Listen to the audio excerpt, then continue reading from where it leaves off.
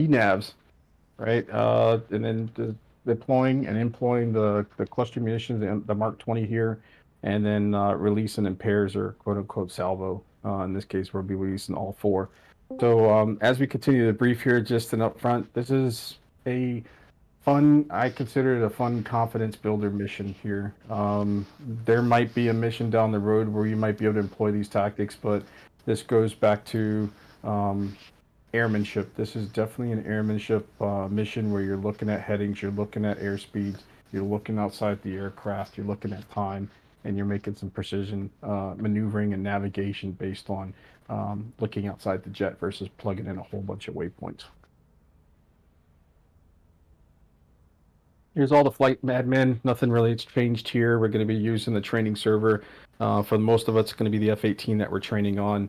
We'll be using whatever designated voice channel we have here on Discord. Weather's going to be good. It's Nevada.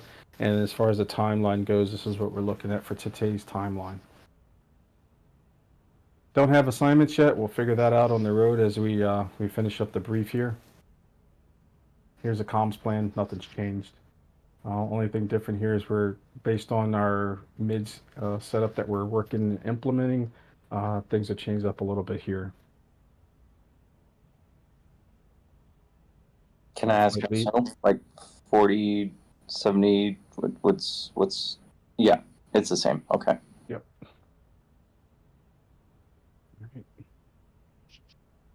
Formations here, we'll ingress using the tack wing side of the house. While we're in the range, we'll use a tack wing as well. Maneuver as needed to stay with the flight. I'll put it that way. We're going to be low, somewhat fast. Just keep eyes on whoever's going to be leading the flight. Is going to be keeping eyes on the time and stuff. So whoever the wingmen are, just make sure that you're within visual and earshot of lead. And then as we egress, we'll go back to tack wing and recover. Here's our loadout. We got 2 bags of fuel, one apiece on the inboards, and then we'll have a pair apiece of Mark 20s on the outboards. Standard air-to-air with nothing on the belly. You'll have your standard 578 on the gun. You have your HMX up. Flight ops. So standard startup, standard comms check, everything's standard here. Lights, same thing, right? Strobes on no matter what. Taxi, or I should say takeoff and landing, you'll have your taxi lights or landing taxi lights on, but other than that, it's just strobes. We're going to be taking the flex out to fighter transition today, and we'll do the ARCO recovery. All right, so here's our basic route of flight. So we'll take off out of here, basically hit flex, we'll swing out to fighter. We'll go to our first set of entered waypoints at waypoint 1 here. That's going to be at Laughlin Airport.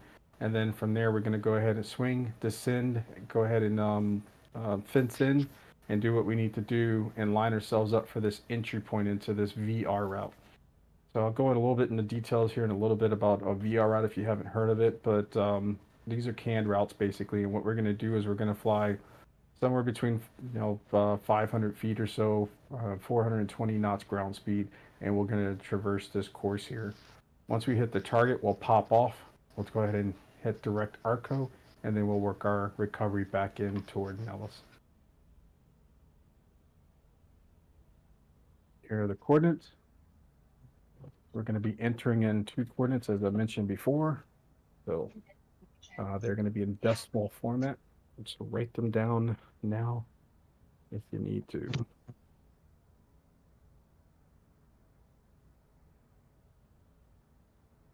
Jimmy, what was our loadout? You said it was Mark 20 times 2 on 2 Mark stations, 20. so you should have 4 total. Okay. Make sure you have 2 bags on the inboard. You're going to need them because this route tends to eat fuel. Yep.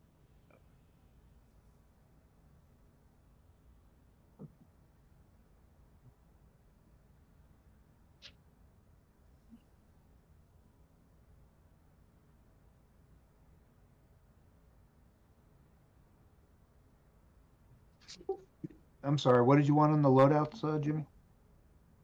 It's going to be Mark 20s. So times 2 Mark 20s. So on stations 8 and 2. So you should have 2 bombs on outboard stations apiece. So for a total of 4 bombs. Gotcha. They should be labeled, I think, rock eyes. All right, everybody have these coordinates?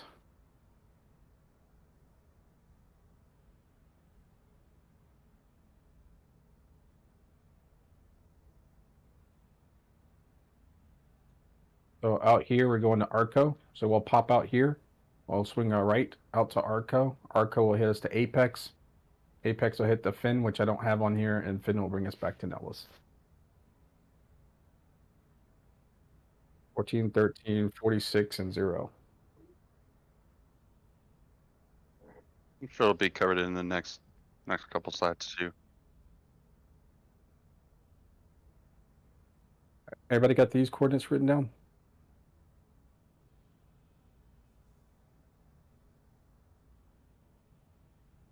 All right, here's our departure here. Flex, pretty familiar with most people here. We'll be taking off, swinging it left around the speedway at or below 3,000 feet. We got an extra 1,000 feet to work with as we hit flex. And then instead of heading up to Dream, we're going to kick a left here, fight out to the mountains here over at Fighter. Once we hit Fighter, we'll head pretty much south, as I briefed before, down to Laughlin, and then we'll hit the route. Here are the comms for it. Here's the departure that we're doing. Go ahead. Can I say something? Oh, is it background? I think. Keep going, Jimmy. Okay. No worries. Hitting Fighter, the airport, and then that'll cycle us into point A or point Alpha. Going to be 10-second intervals again. We're using afterburners for our departures here, and then again we'll rotate at about 160 knot with a 10-degree climb out until you hit your altitudes as needed. Expect 300 knots until it rejoins, and then at that point you can push up the speeds as needed. All right, so this is what I was talking about. So there's a publication called the AP1 Bravo for our military training routes, or MTRs, right? So you have an option of IRs, instrument routes, and VRs, visual routes that we go through, right? So it's for training purposes. I can tell you, I've had the opportunity to fly our VR routes. They're fun. There's a lot of work, but they're fun. So in this AP1 Bravo, they have all these canned VR routes for pretty much for the country that you can go to. So I found this VR222 that's in the Vegas state, and you can roll through this stuff, or Nevada state, I should say. And here's all the specifics that you're pulling from it, right? So it'll tell you the coordinates for each route along the way. That's what's been mapped around here for our particular map. So we got all the way to Point Golf that will fly, starting at Alpha, and here down here you'll see it'll state here's the route width. So it's 5 miles either side from the course line center until you get to looks like D, and at that point it truncates a little bit in here on the right side, and then until you get to point E, it expands out again. But this is the route we're going to fly. So as we did all the planning for this type of stuff, typically what we do is we plot all these things out on the course like it is here. And then what we would do is we go through different maps and look at the geographical features. Because again, we're doing this without waypoints. So I guess I need to stress that. This is not a case where we're going to jump in the jet and we're not plugging all of these waypoints in. So we have to look out the jet to find these waypoints and maneuver through this course. The only one we're going to get is this one. All right. After that, we're using headings, airspeeds, altitudes, and good old time to make sure we fly over these routes. So there's going to be geographical features that we're looking for as we fly over these different routes. Might be some windmills, might be some towers. It varies, right? And we'll go over those in detail as we go through.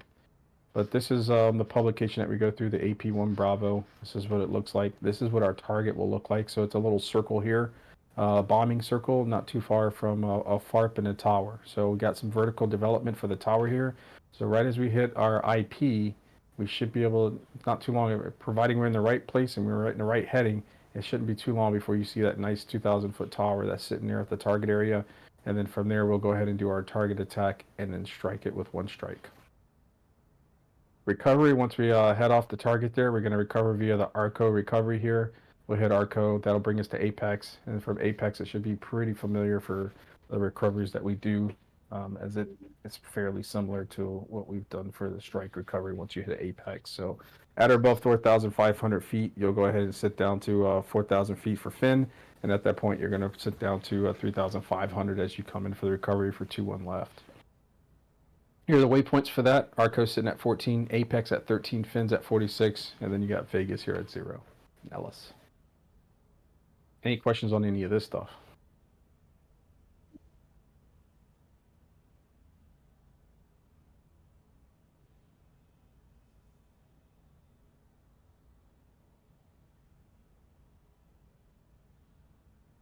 That's correct. So for the departure, you were correct. There's going to be Nellis, followed by Flex, followed by Fighter, waypoint 1, waypoint 2.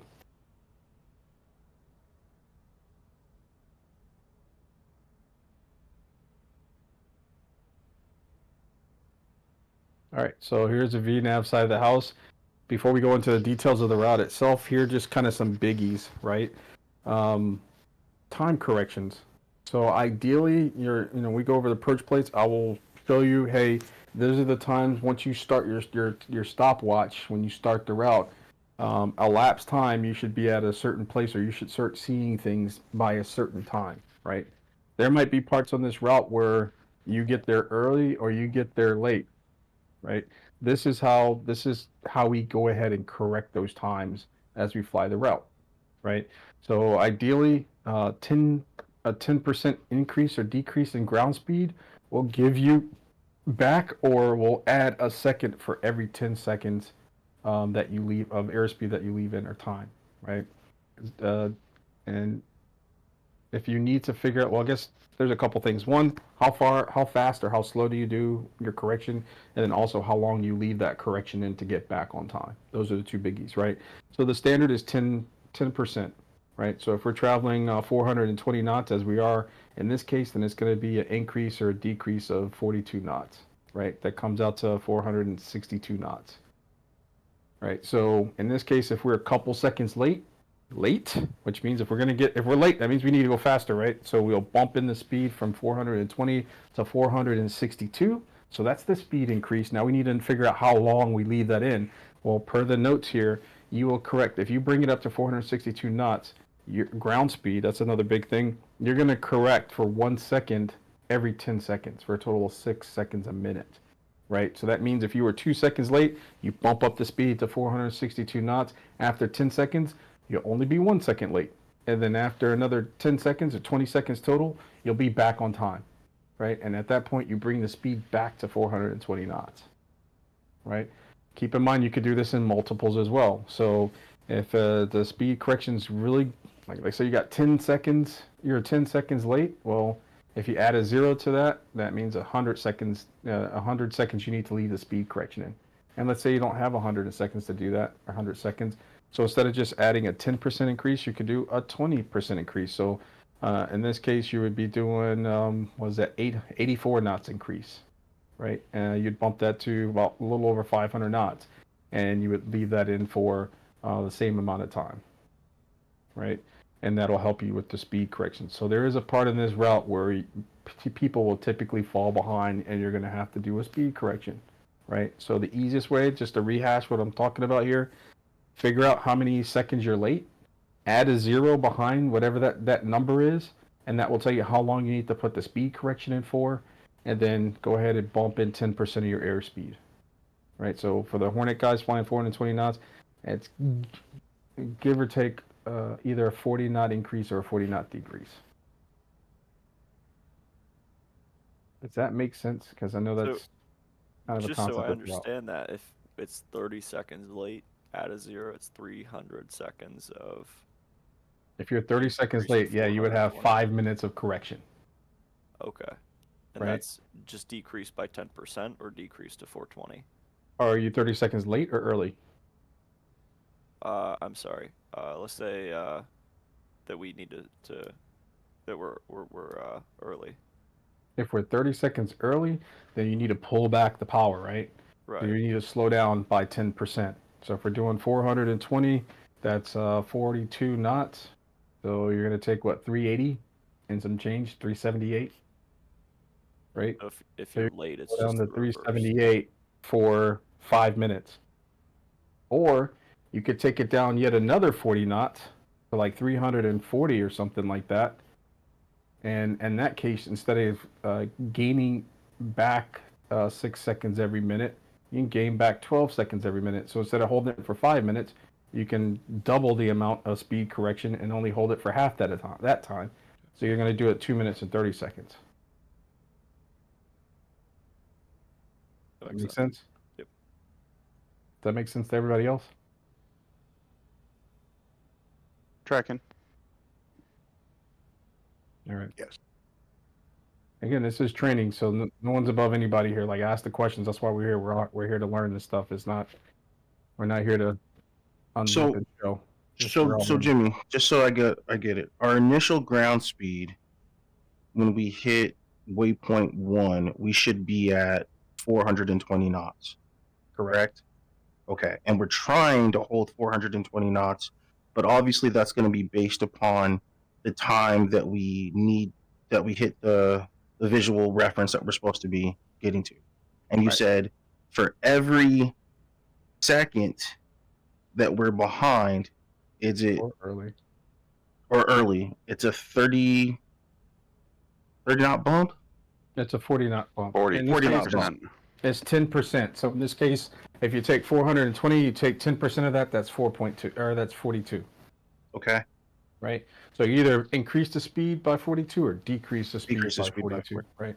Okay. So my recommendation here is make sure you have your ground speed up on one of your DDI so you can see it. Right. And then Right. once you turn on heading, set 420, hit the speed hold, right? And as long as Right. you're in that heading, it's going to maintain that 420. Now, the moment Right. you make a turn to your next waypoint, you It's gonna have a shift. different gradient into or out of the wind. So that Right. ground speed is going to change, right? So Yep, as soon as you make the turn, you go wings level, do a quick reference down to your ground speed, make your corrections, hit the auto throttle again to make sure you're maintaining that, right? But what I'm Okay. saying is you're going to hold that, and then, sure enough, you might get to a crossing in a road or whatever the waypoint is, and you're like, ooh, Mhm. we passed, but we're like 3 seconds late. Yeah. And but I wanna then we're fix gonna that. have So in Yeah. that case, bump up the speed by 40 knots, right? Look at the time and say, okay, I was 3 seconds late. Add a 0 to the back of that. That means I need to 30. hold 40 seconds or 40 knots faster for 30 seconds, or 30 seconds. Copy. right? But be Okay. on top of your time. Another thing you might have, another common mistake is people get too crossed up with other stuff, and then next thing you know, they've put that Yeah.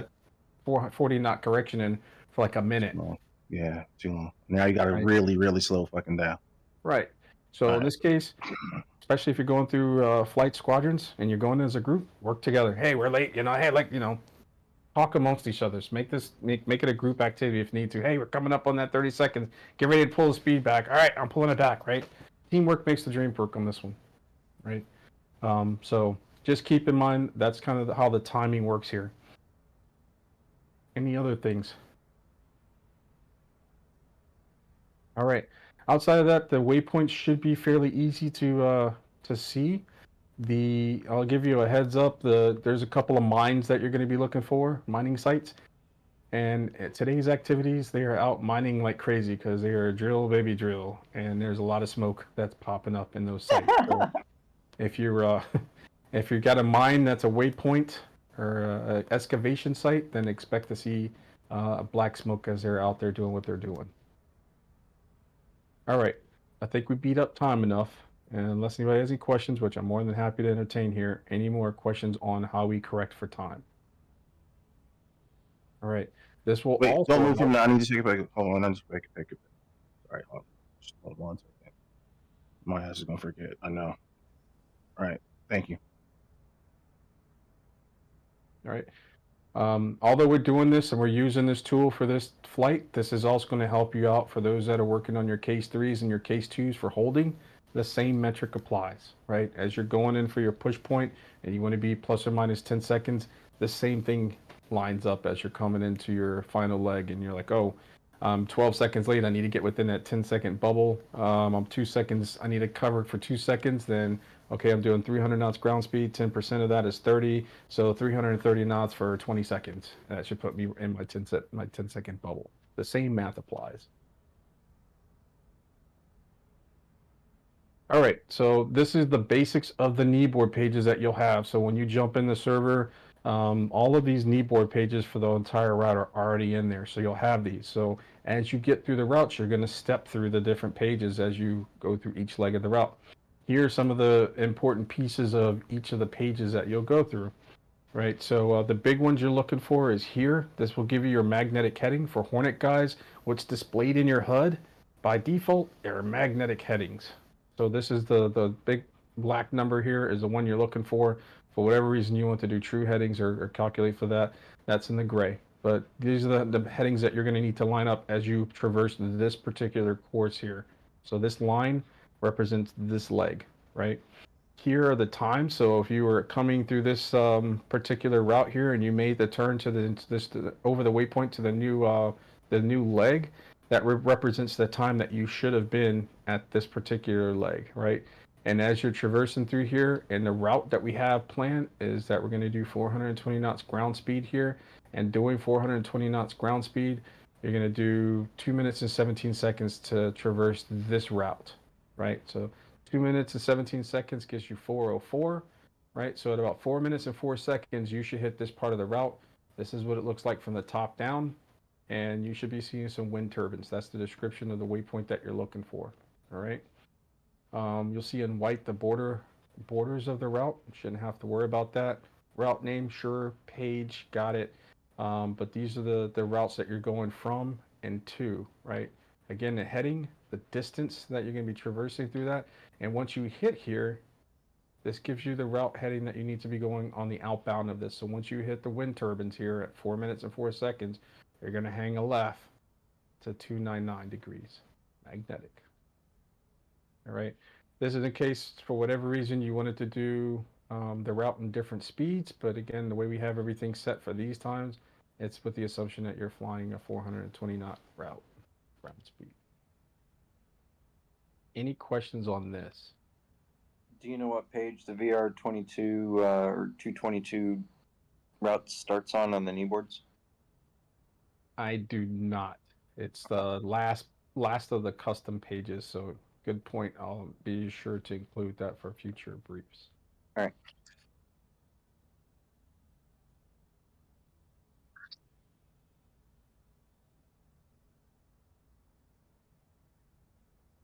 In the 70s, roger that. The other big thing, and I have it listed number 2 here, as I mentioned it before, but I'll mention it again. One common thing when I've kind of fielded this earlier with people, they have a habit or the tendency to want to reset the timer after each waypoint. Don't do that. So what we'll do is we'll all fly down to waypoint 1. That's GPS coordinates for that. You'll be able to pick up that waypoint. And the whole thing is to start the timer on your jet right as you cross over that first waypoint. And after that, it's like Ron Popeil for my older guys, set it and forget it, right? And it's going, all these times are with the assumption that the timer started at the very starting point, and this is the time that's elapsed from the starting point up to that particular waypoint. So don't reset your time every time you go over a different waypoint.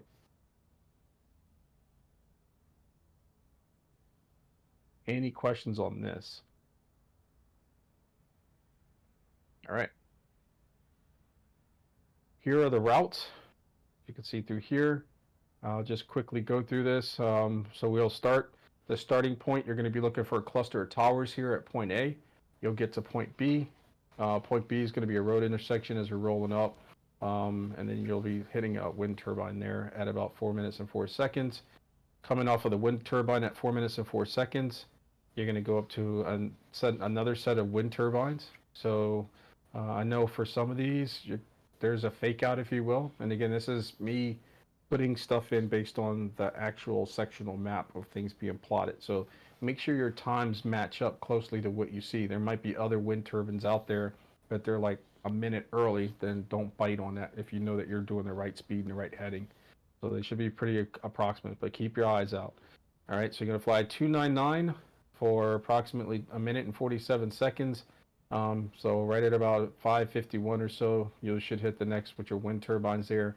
From there, you're going to do an outbound of 317. And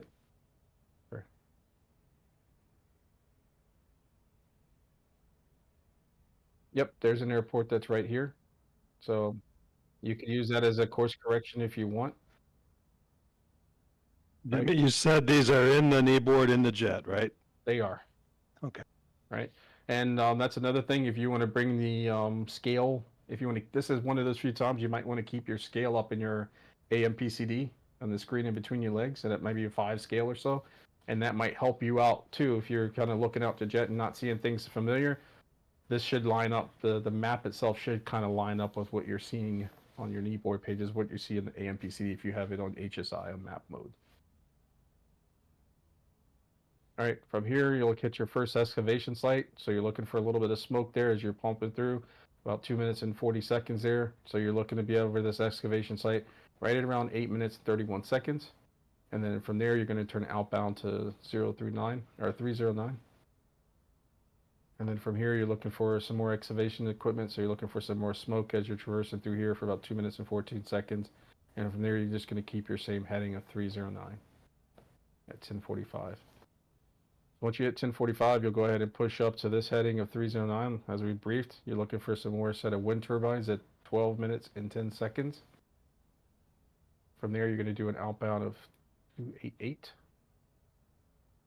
And then from here, you're going to head 288 here to for about 3 minutes and 19 seconds. You're looking for another excavation site, flying low level here for 23 miles. And then from there, you're going to do an outbound of 319. All right, so after you hit that excavation site, you're going to be tracking 319 for another 17 miles there, about 2 minutes and 31 seconds. And then here, you're looking for an airport. So again, this will be another one of those where you're going to see it on the moving map if you have it up. That will help you out. And you're looking at 1741 here as you go.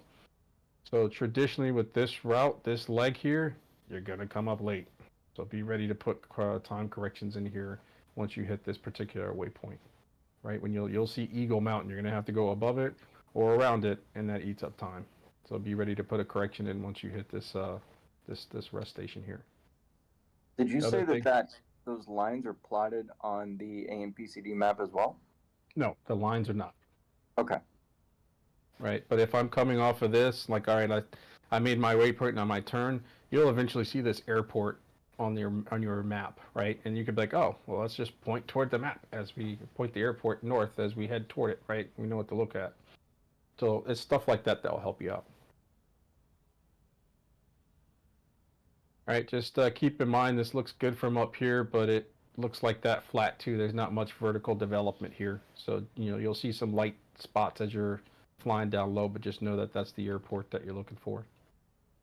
All right, coming off the airport here, we're going to be doing 329 for about a little under 10 miles here and about 1900 even. You're looking for another excavation site. So most likely as you hit here, you will see the smoke for this as you're rolling in. All right, from there, the outbound is going to be 302. You're looking for another set of smokes there for another excavation site at a little under a minute, a little over a minute, 2 minutes or so, minute 52 seconds. And then from there, you're going to do an outbound of 335. All right, so you're looking for a small town at 22 minutes and 11 seconds. This one does have a little bit of vertical development, so you should see it out there a little ways as you're rolling in toward it. That's what it looks like from the top. That's your entry angle as you hit it. From there, you're going to do an outbound of 339.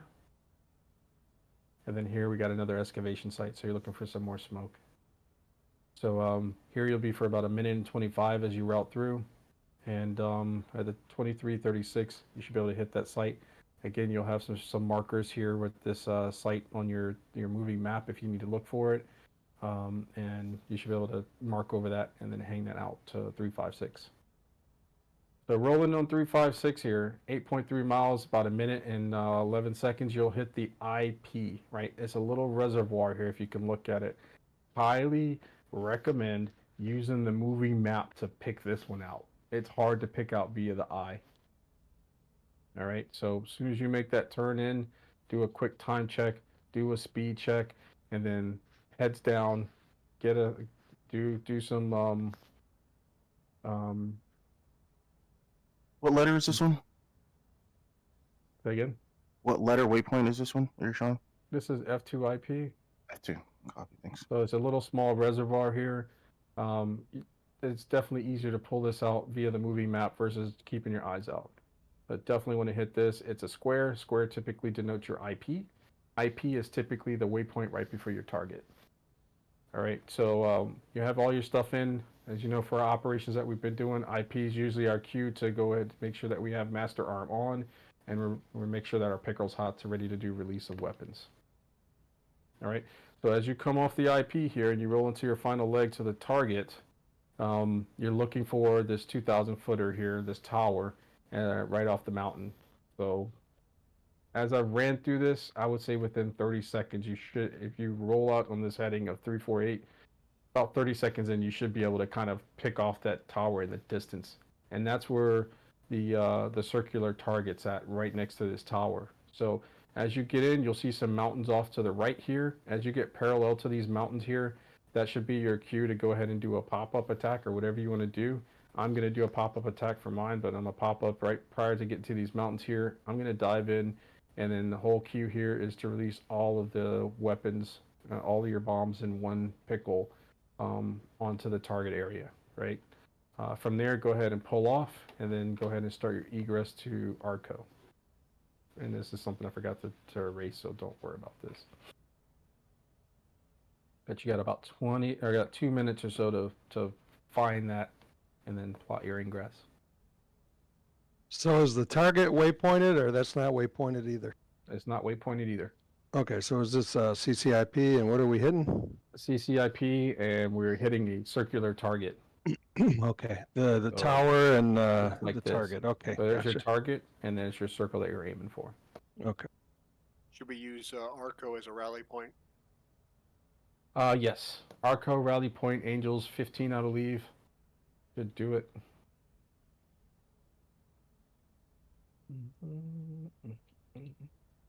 Yeah. So Rally Point for flights will be Arco at 15.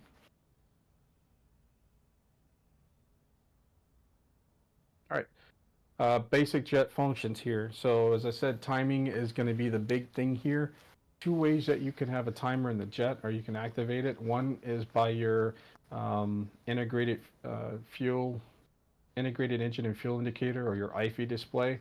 If you go down to the bottom left of your knee there, you'll see the IFE display as a whole. You'll see a little ET button. If you press it, the timer goes up. It's super easy. If you want to reset it, press and hold the ET button for more than 2 seconds. It'll reset. And then you can press ET again to activate it once again. So super easy. The other way, just so we know on the jet, you can use it to show up on your HUD or on your DDI. In that case, you would go to your HSI display and box the time UFC option down here. At that point, you'll get some options on UFC. Just press the button for ET. All right, once you do that, you'll get a timer zeroed out on your HUD. You'll get a timer zeroed out on your DDI, on your HSI page. And then when you want to start it, press enter. And it'll start clicking up. All right, super easy. If you want to reset it, then press ET once to pull the display off of your DDI and your HUD, and then press it again, and it'll reappear zeroed out again. And if you want to start it, press enter again. Nope. So walk through that one more time. Is there a time frame? Is there a time frame of which you have to press enter before? There is. I don't know what that set time is precisely, but typically if I'm going to use my HUD DDI, I will just recycle through that stuff probably 10 seconds or so at least before I need it. You know, maybe 30 seconds, but I wouldn't let it stagnate for like 3 to 5 minutes. Okay. And then All right. also for me, I will try to use the HUD DDI one, but I have my finger right on the IFE one just in case. That way I can have a timer going right around the same time. And the hack is going to be at waypoint 2, correct? Correct. Waypoint 2 or point A of the route. Roger. So let's walk through this one more time, Jimmy, on timers. So we hit Sure. ET. Yep. So this Okay. is one, and they're not connected. So if you hit this one, it's not connected to the DDI HUD one. But Okay. if you want to use the one that's by your IFE there, Mhm. if you want to set the timer and start it, all you have to do is just press ET, and Okay. it'll start clicking up. Yeah, but if you then wanna that's, reset we the don't one- see it. We don't see it in our HUD. That's not the No, one we see in that our one HUD. you're not Okay. going to see in your HUD, so you're going to have to constantly look down at your IFE if you want. No. I don't want to do that. All right. Okay. So for this one, go up on your HSI, Mhm. find the UFC, press the button Time. to box Got it, right? And once that happens, Uh-huh. you'll see ET. Mm-hmm. You'll press ET for a lapse timer, Right. right?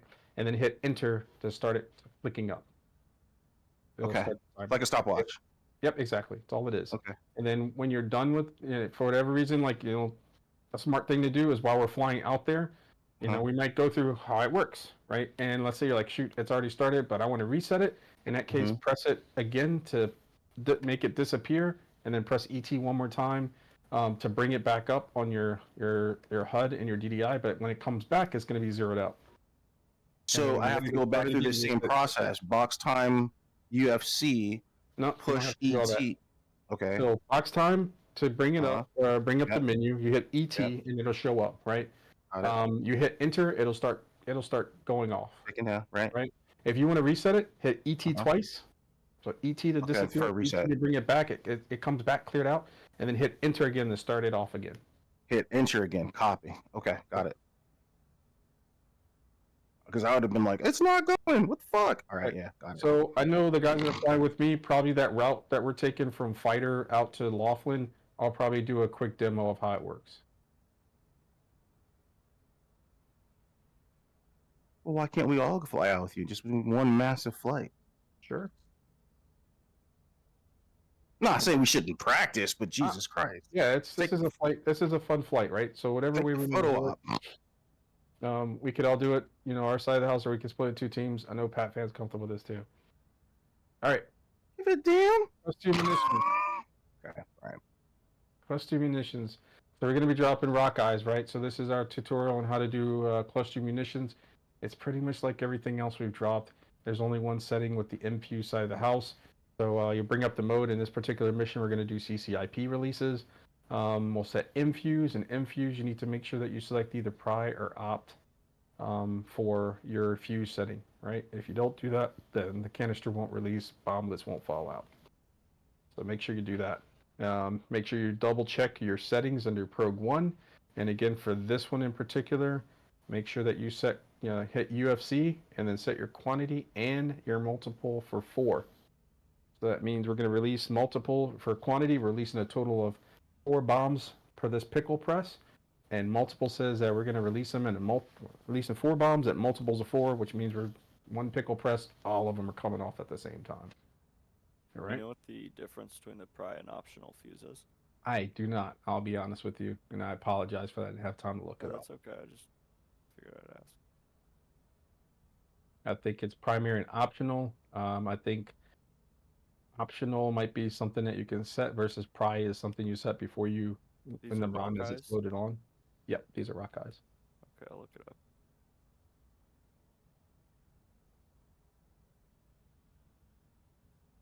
All right, pop-up delivery. We're all familiar with this one. Any questions on this? Or are we? All right, so pop-ups, you can, depends on how you want to do it. You could do either 10% or 1%, I should say, of your airspeed. So if you're doing 500 knots, you do 5 miles out prior. You start your action left or right till you get 1 mile less than that, so about 4 miles. And at that point, you can do a 30-degree pitch up with power in, spot your target, and then right when it's here, pretty much when the target that you spotted is about level with your fist, that's your cue to go ahead and roll in. That'll set you up at about a 20-degree dive-in angle. If you're looking for a 30-degree dive-in angle, then -1 from those numbers. So in this case, if you're doing 500 knots, start your action at 4 miles, start your pop at 3 miles, and then that'll set you up most of the time with about a 30-degree dive-in.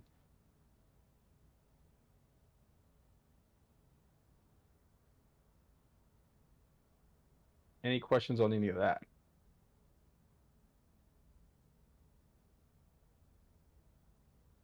All right, passwords Fallout. Let's get in the jets. Happy, make the call.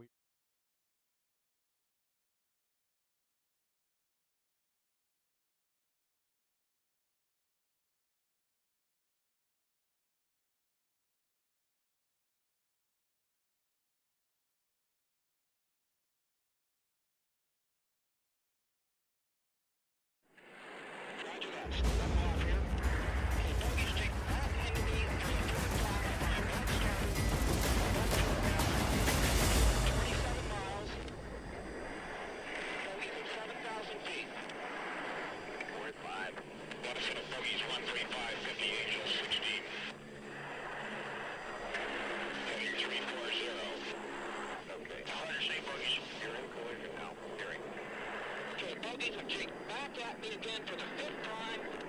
They're on my nose now. Inside a 2 mile. Master arm on, master arm on. Good light. Good light. Okay, centering up the T. Bogey has jigged back into me again. 16 miles, it's centered to back. Say your angels. I'm at Angels 5, nose up. His angels. Wait a minute. Angels are at 9. Alpha Bravo from 207. 13 miles. Fox 1, Fox 1. Engine right. Roger that. 10 miles, he's back on my nose. Fox 1 again.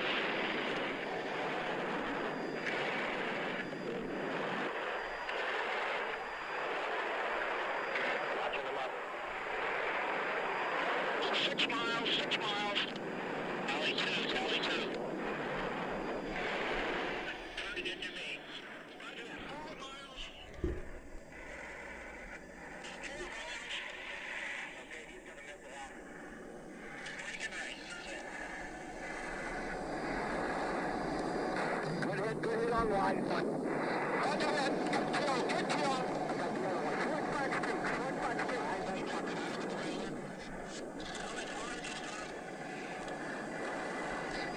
Stop the rest. I haven't got power. Got the second one. I got the second one on the nose right now.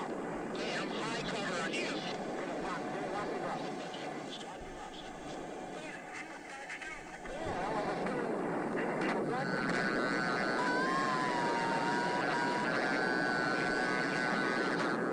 Good kill.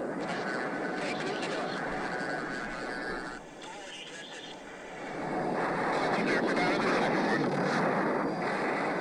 Okay, my son, let's head north, head north. Two flyers flash, so now we're heading north. Roger. Roger that. We're going north, we're down low, out of deck. On road, 1200 deck. Roger that. Level off here. Okay, bogies jigged back into me for the 4th time. I'm on a back starter. I'm back port now. Port, 27 miles. Bogies at 7,000 feet. Port 5. One set of bogies, 135, 50 Angels, 16. Heading 340. Okay. 108 bogies. You're in collision now. Hearing. Okay, bogies have jigged back at me again for the 5th time. They're on my nose now. Inside a 2 mile. Master arm on, master arm on. Take good light. Good light. Okay, centering up the T. Bogey has jigged back into me again. 16 miles, it's centered to back. Say your angels. I'm at Angels 5, nose up. His angels. Wait a minute. Angels are at 9. Alpha Bravo from 207. 13 miles. Fox 1, Fox 1. Engine right. Roger that. 10 miles, he's back on my nose. Fox 1 again.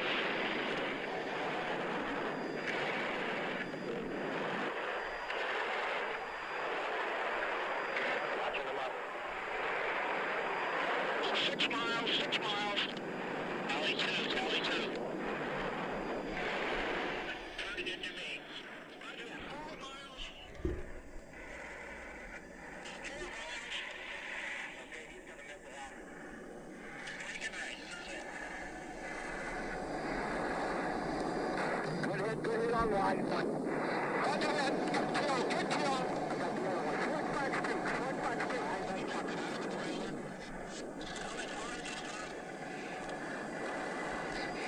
Stop the rest. I haven't got power. 3.6, climbing via the Gidget. Southwest 2142, Las Vegas departure.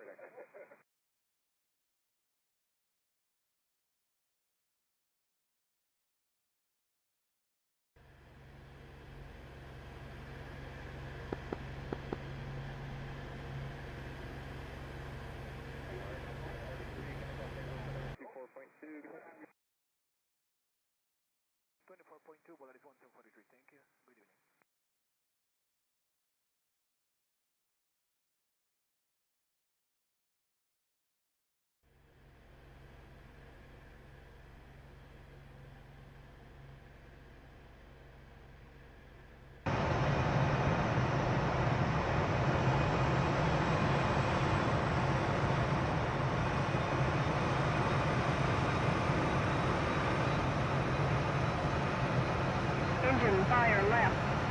Engine fire left.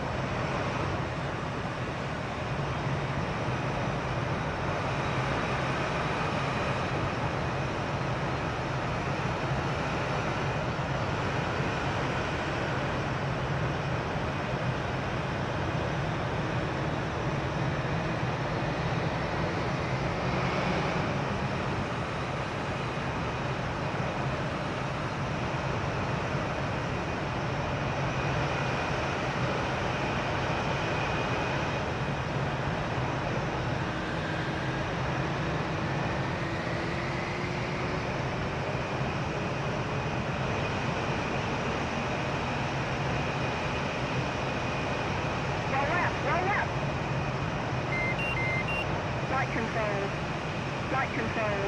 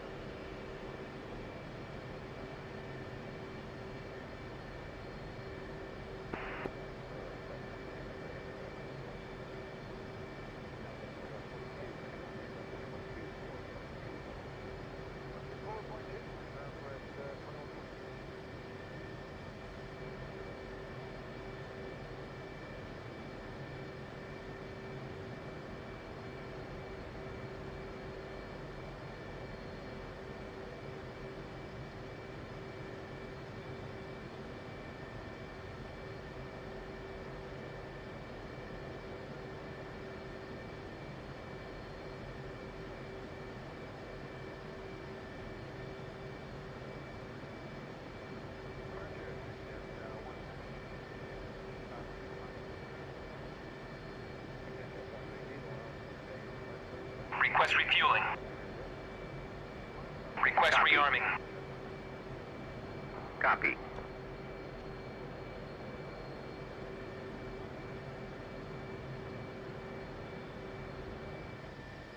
Refueling complete.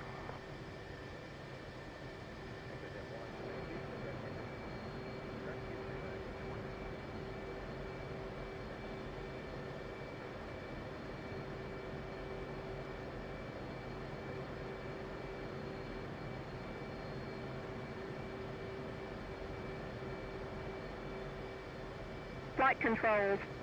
Flight controls.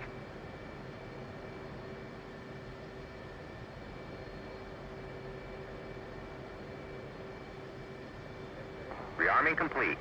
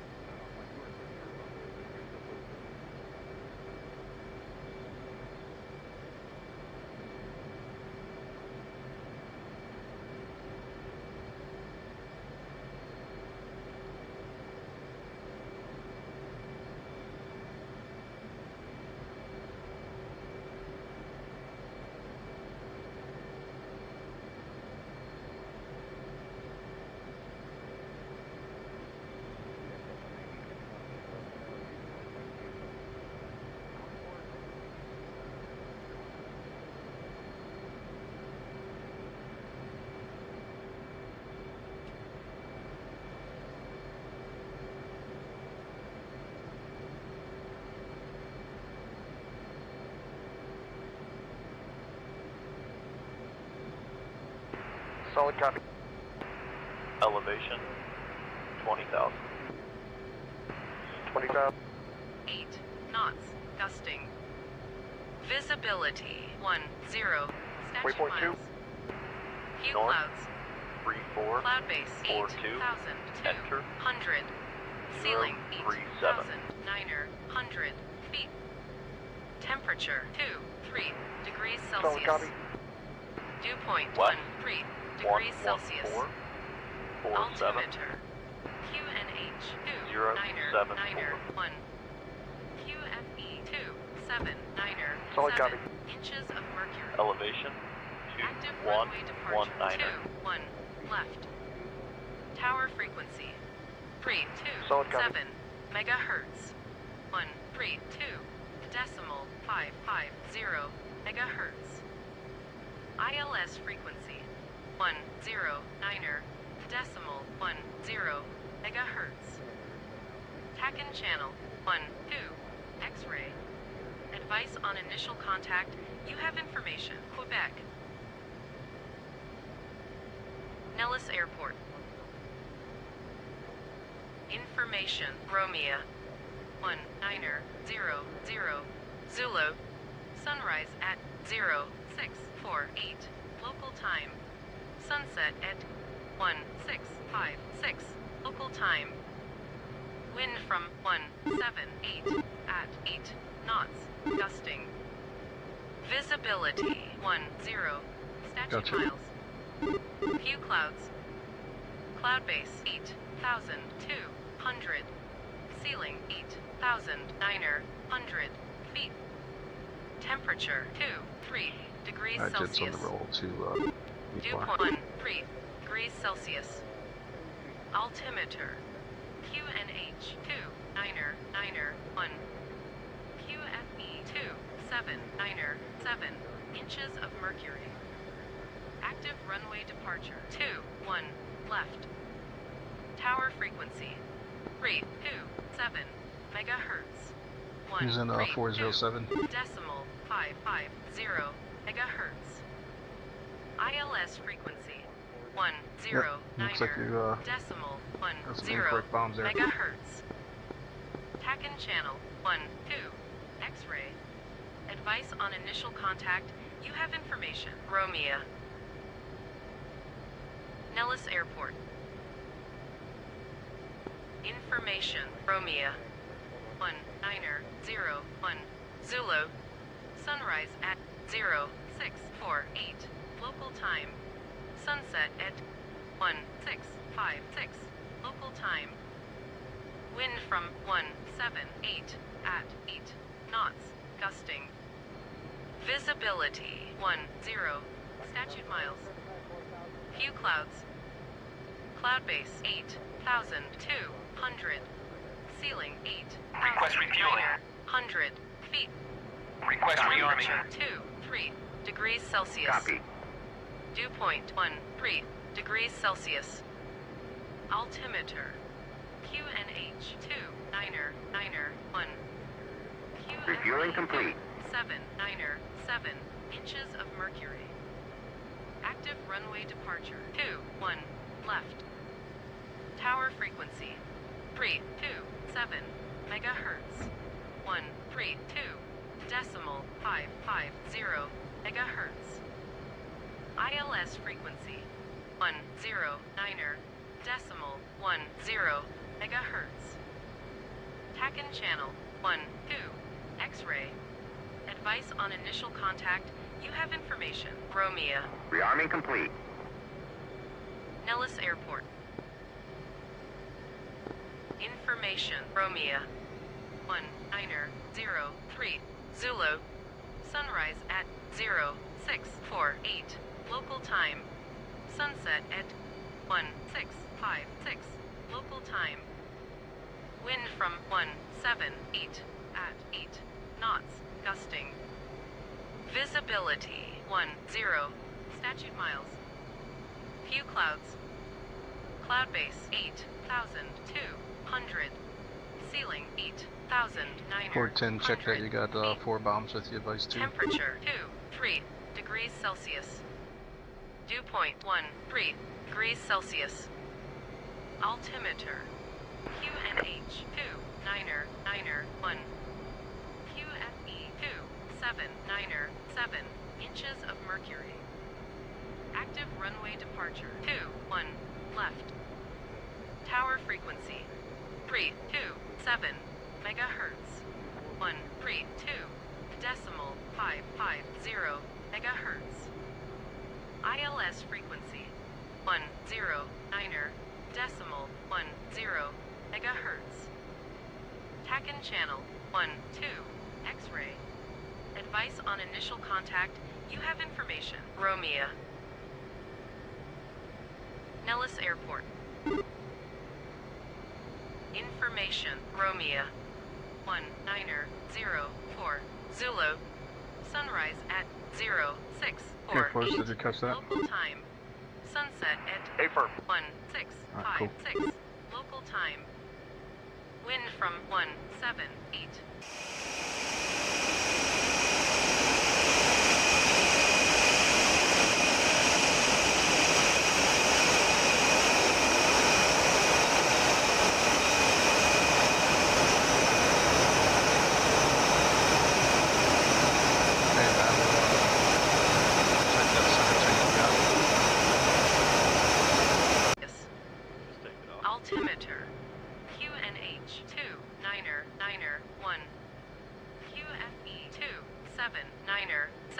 inches of mercury. Alright, flight, Active check on runway button departure 6, 352, left. Jason 11. Tower frequency 327 megahertz. 132.550 megahertz. ILS frequency 109.10 megahertz. TACAN channel 12 X-ray. Advice on initial contact. You have information. Romeo. Nellis Airport. Information. Romeo. 1906 Zulu. Sunrise at 0648. Local time. Sunset at 1656. Local time. Wind from 178 at 8 knots. Gusting. Visibility 10 statute miles. Few clouds. Cloud base 8,200. Ceiling 8,900 feet. Temperature 23 degrees Celsius. Dew point 13 degrees Celsius. Altimeter QNH 2991. QFE 2797 inches of mercury. Active runway departure 21 left. Tower frequency 327 megahertz. 132.550 megahertz. ILS frequency 10 Anywhere on mids, Alpha. decimal. I'm up.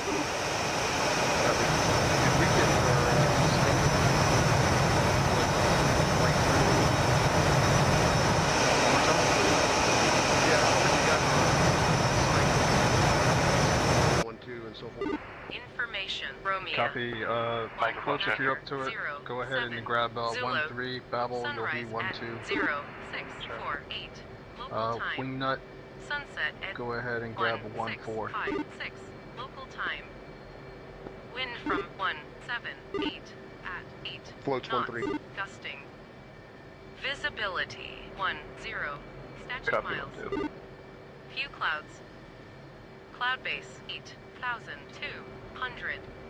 Ceiling 8,000. So in that case, it'll be myself and Babel on 40 Temperature and 41. 3 degrees Celsius. And then Dew point floats 13 and degrees Wingnut, you'll be Celsius. on 40 and 42. Altimeter QNH 2991.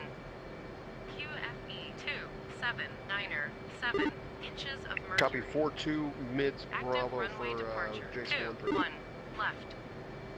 Tower frequency Yep, so if everybody needs to talk to everybody here within the Jason flight, we got 40. You need to talk to your section guy, your wingman. You ILS got your frequency mid-speed. 109 decimal 10 megahertz. Jason 1-4. TACAN This is channel 1-3 1-2. on mids X-ray. Bravo 4-2. Advice let's on do initial a contact. check-in comms You have here. information. Romeo. Jason 1-1. Nellis Airport. 1-2, checking in. Information. Jason 1-3. Romeo. 1909 Zulu. Okay, Scooter Squawks Sunrise and at 4 or 6 is gonna join in with y'all. 0648. Local time. Sunset at 1656. Ugly fighter, you're up on Local time. 352. Wind from 178 at 8 Leave it, Charlie. knots. Gusting.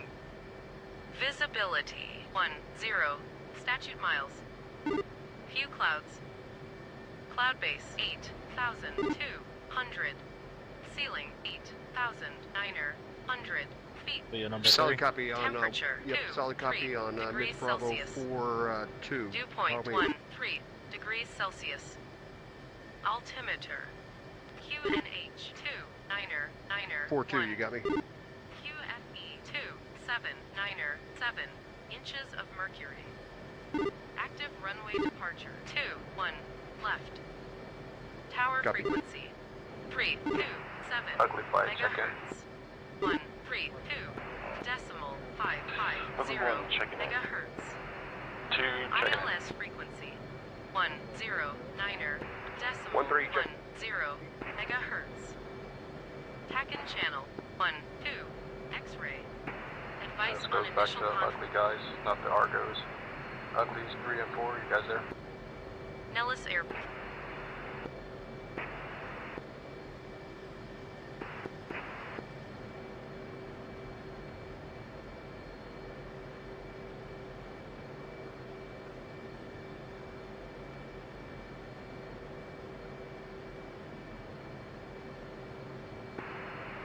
Okay, Roach is Ugly 1-4.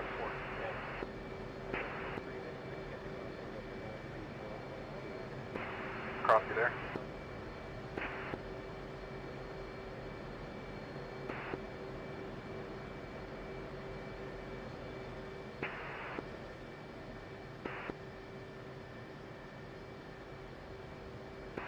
Jimmy, you getting him?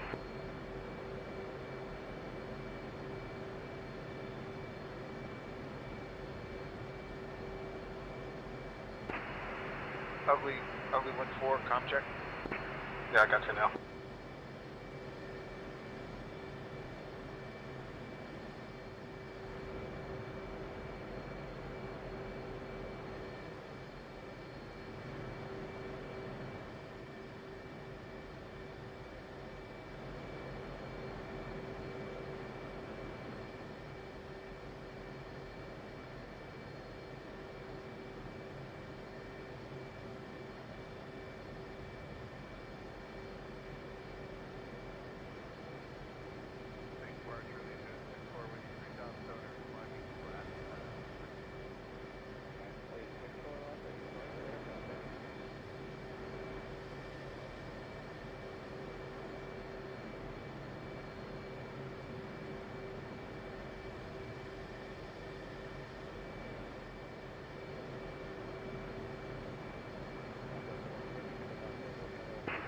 Alright, hopefully everybody can hear me here on the takeoff side of the house. We'll do 10-second intervals on the departure. That's going to take a while for everybody to get off. So as we take off here, we'll hit flex, and then we'll hit the fighter.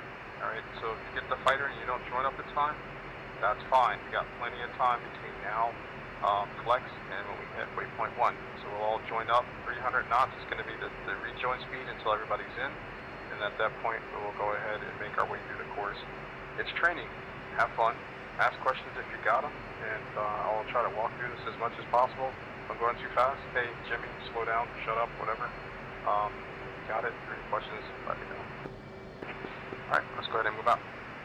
Flight, we're going to hit push button 8 on pry.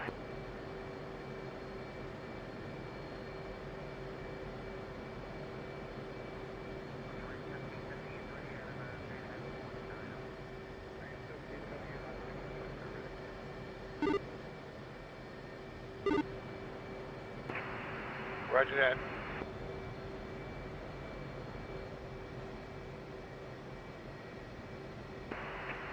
Hey, float speed brake check. Alright, Argos, looks like we got 5, so we'll do 3 on the initial rollout, line up, the remaining 2 will sit on the hold short, and then once we clear, we'll have the other 2 take off. Speed brake out, floats, just giving you the heads up, just what I'm seeing on my screen. And roger that, that's number 2, I think that's road. Yeah, all Argos check speed brakes. There we go.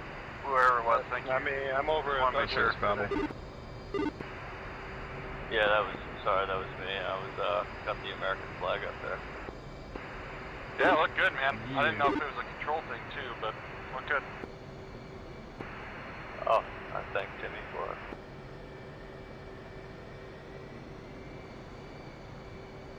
One team, one fight, baby.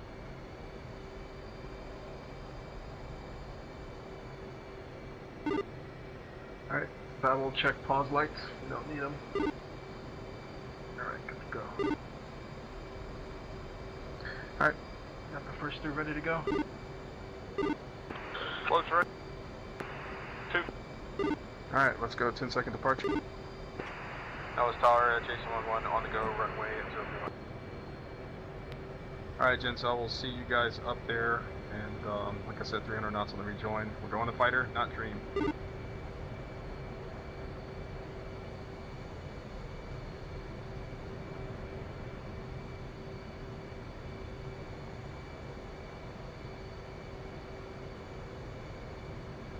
And remember, no airborne calls or anything like that. Only time you're speaking up during the takeoff is if you got to abort.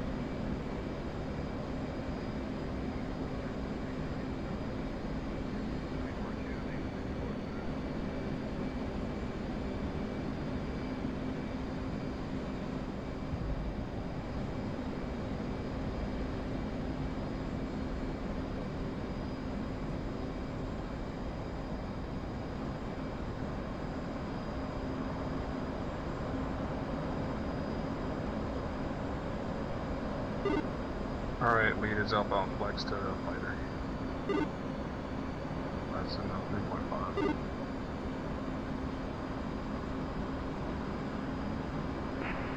Alright, lead is passing flex outbound fighter, passing Eagles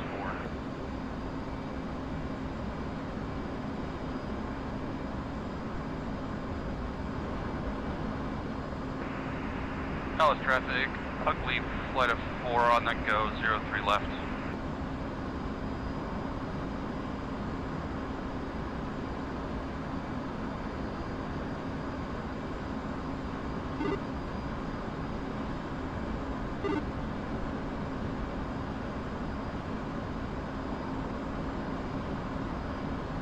Three is joining up.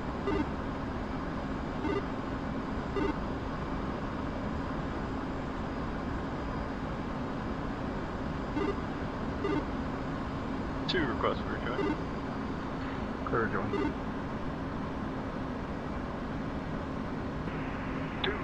Correction, 3 request join. And you're clear to rejoin. Roger that. What side would you want? Clear to rejoin.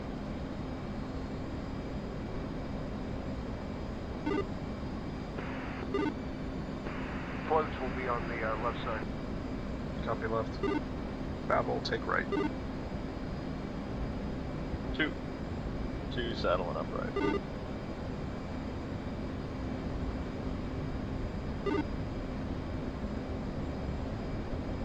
Alright, 2, go ahead and kick out to attack wing.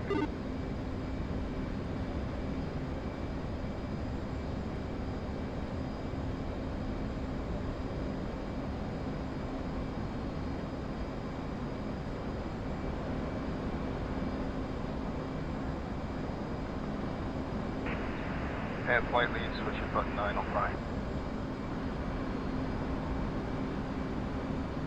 1, flight of 4, passing through Eagles 15 for 20.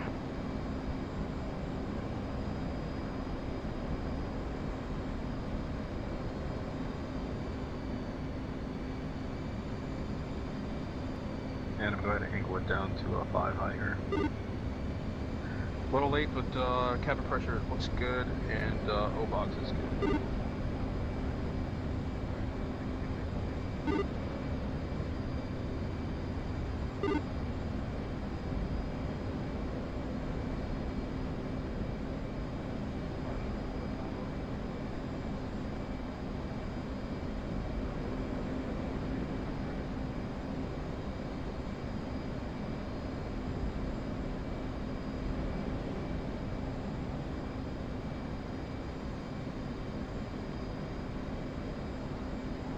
Alright, passing 19 for 20. And flight lead is leveling off at 20. 300 knots. Nellis approach, ugly flight of 4, 7,000, climbing 14,000, direct fighter.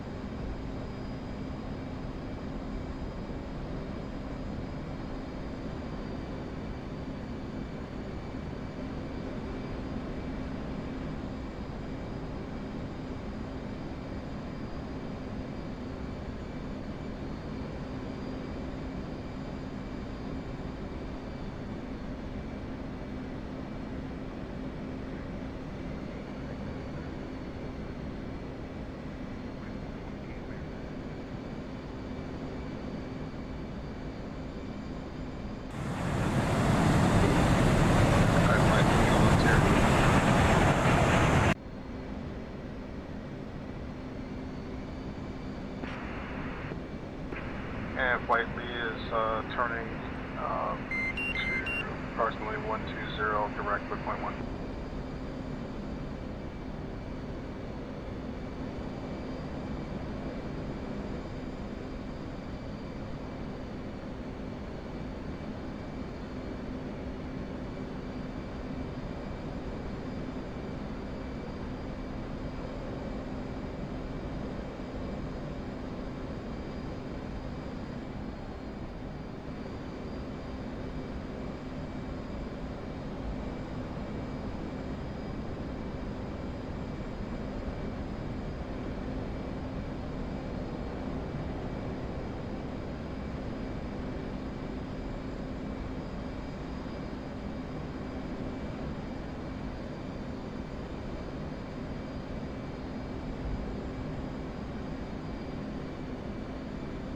Alright, rolling out 132, 20,000 here, double check 29902 on the altimeter setting, speeding back up to 3.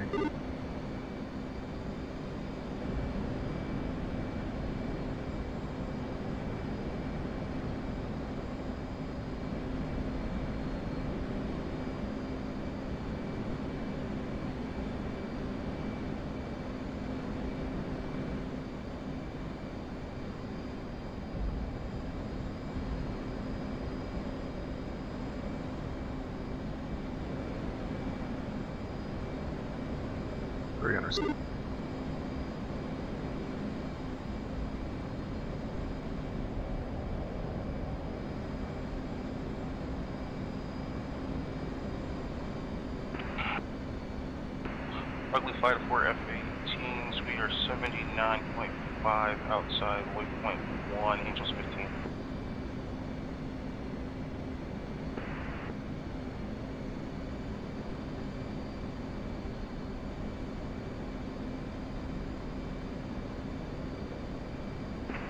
Alright, flight switch button 10, O'Cry.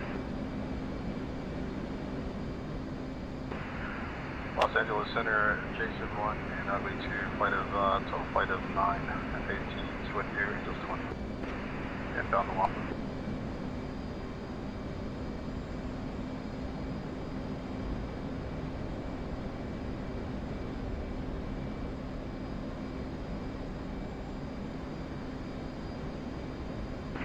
Alright, Ugly, how you guys looking? Directly behind you, climbing through 15. 74 out.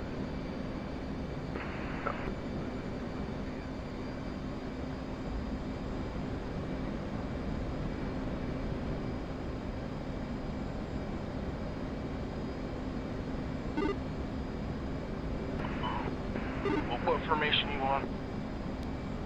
Looking at about 69 out. Go ahead and settle up on our left side. Argos, let's go ahead and do a right echelon. Copy. Roger, 3, coming over right echelon.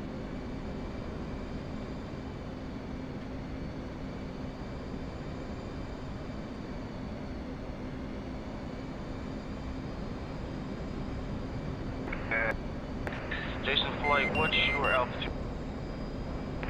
We're currently at Angels 20.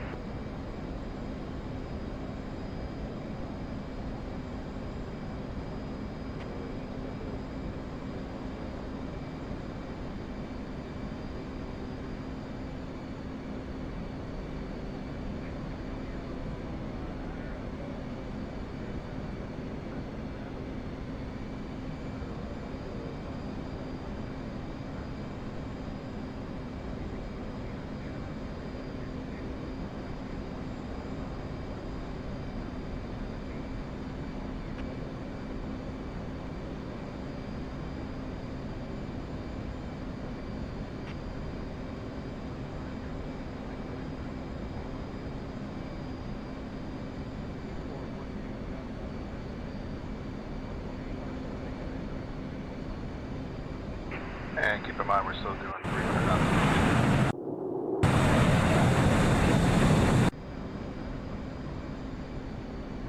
Two. 3.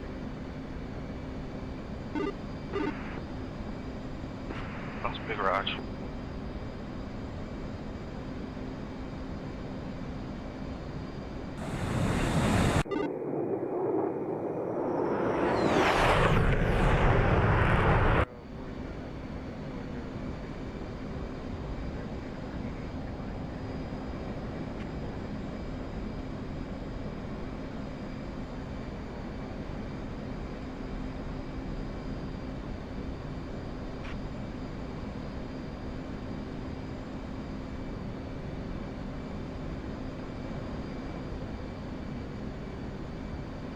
Argos, go ahead and kick out to attack spread spacing.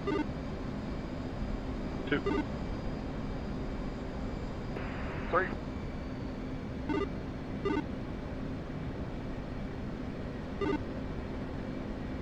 Looking good, gents. Looking good.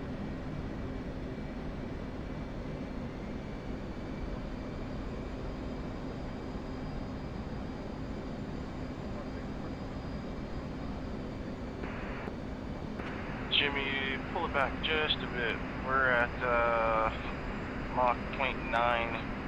Still trying to catch up. Copy, pulling back to 250. Gents gone down to 250 indicator.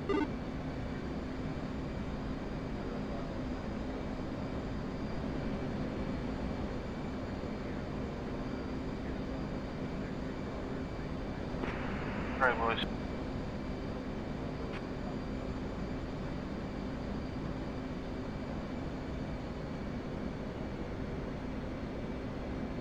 We got him at 2 miles behind us now. Copy.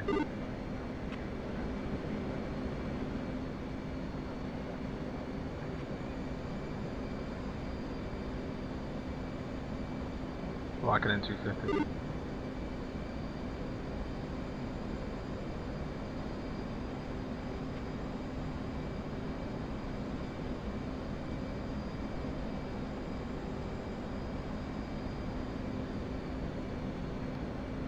What, 0.6 knot?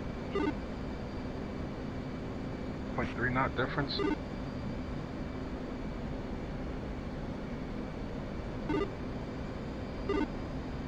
So a little inside of a minute, they should catch up at this speed differential, I think.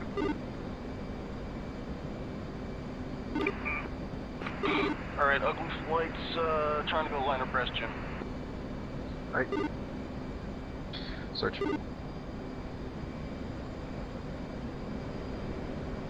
We're all up here. Awesome visual. Alright, awesome visual, I got you.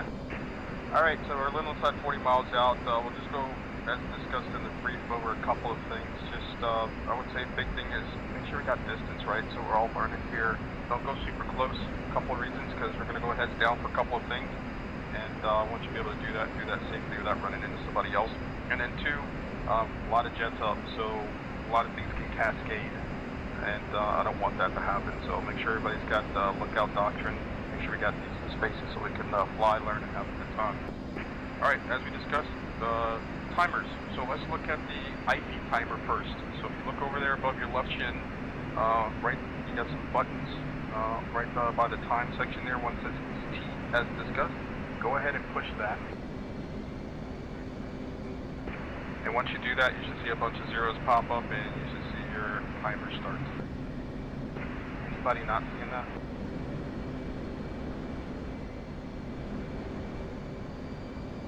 I'm gonna bring the speed back up to 300 knots here.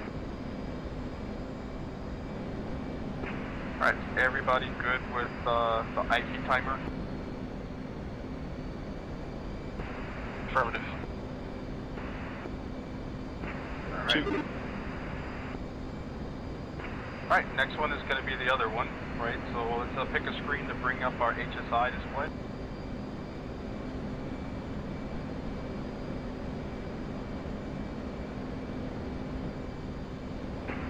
Alright, and I'm assuming everybody's got HSI up at this point. Alright, just to the right of your menu option there with the time, you should see an option that says time UFC. Go ahead and push the button for that. At that point it should box up. And you should see some options up on your up front control there. We're going to put Echo Tango. Okay.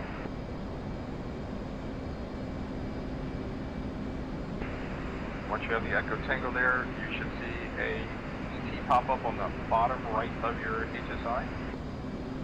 And you should also see ET with a bunch of zeros at the bottom left of your HUD.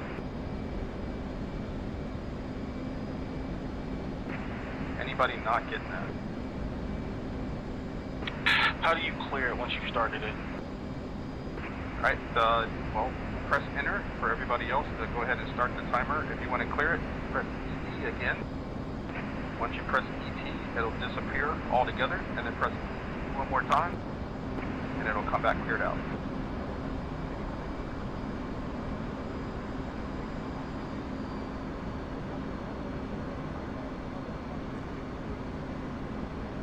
Did everybody get that? Any questions or any troubles?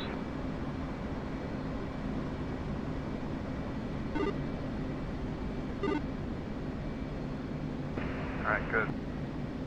Alright, so we're quickly coming up on Laughlin. That's our waypoint 1 here. Somebody say something.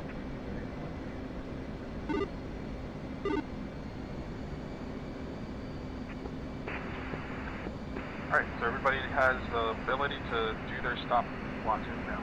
It's going to be critical as we roll into waypoint 2.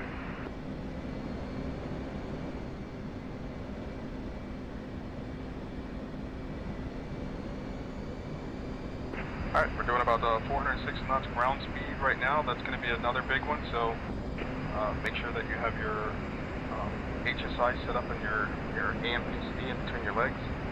You'll have to reference that ground speed a lot.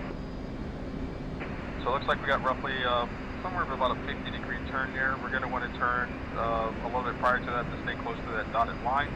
So we're going to turn 1% of our ground speed for that turn. So we're doing 400 knots here, so about 2 miles prior to our arrival to waypoint 1. We're going to start our turn, so we stay close to that dotted line there. At the same time, we're going to start our descent, and we're going to go ahead and fence in at that point. So you'll get everything set up, ready to go, with the exception of your master arm. We'll wait till we hit the IP for that, but we're going to start going down, getting everything set up, get down to the altitude, make sure your radar altimeter is set. You want to start messing with your scale as well to get that down and everything configured. And at the same time, we're going to be looking out for the waypoint, the entry waypoint, and setting ourselves up with the entry speed. So if you hadn't already, go ahead and bring up your keyboards. Make sure you have the right page set up and the keyboard for the first part of the route here.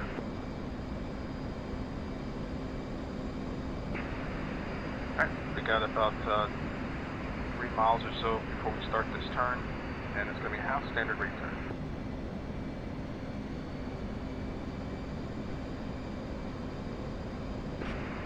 Is there a way to move the keyboard around? You can click and drag it if you have the overlay popped up with your mouse.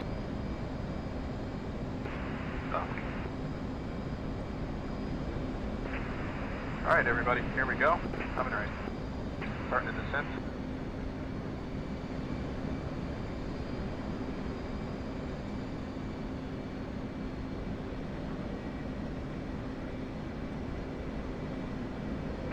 And we'll bring the speed back a little bit.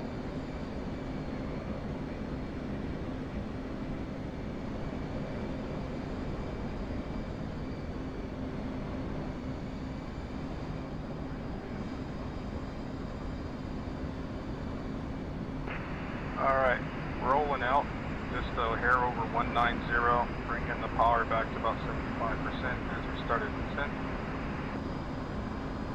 And let's go ahead and fence in. I'm fencing in at 11-4.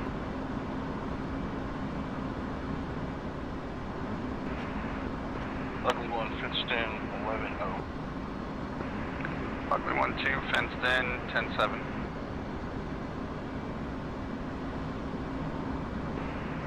Jason 1-3 fenced in 11.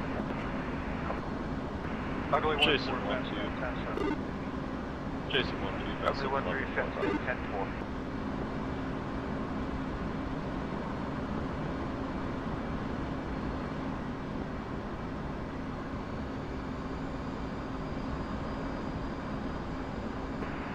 And are we going to be running this in a trail formation? I would say let's run this in a loose finger 4.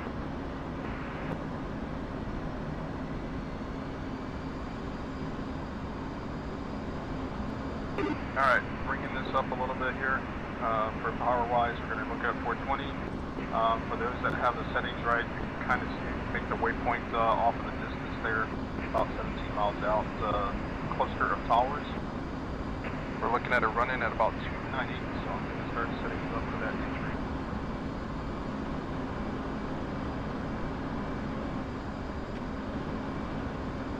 So with that, I'm going to go ahead and offset up to the right.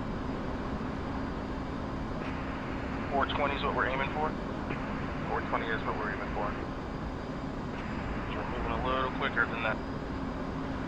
That is correct. We got a little time. Altitude.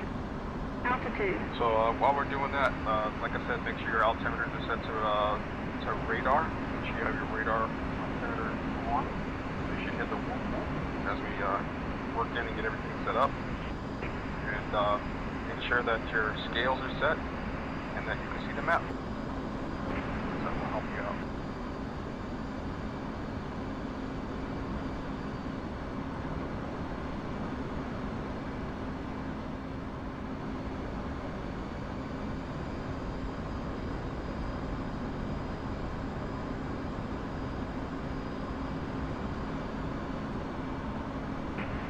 Alright, everybody should be able to see the entry waypoint now at about 2 o'clock. It looks like about 3 or 4 towers that are closely knit together.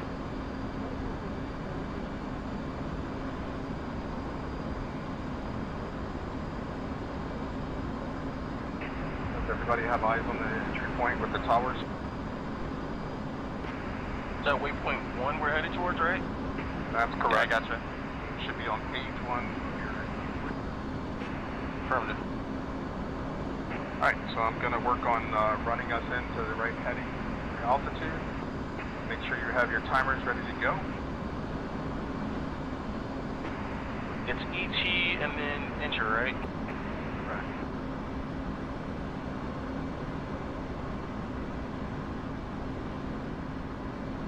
Bring a little bit more power in. We're looking at an entry at about 298 here.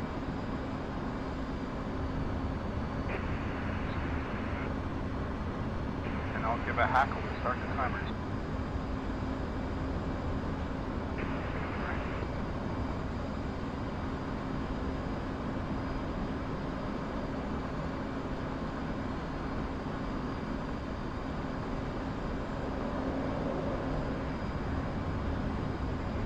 Alright, tower's coming off the nose here.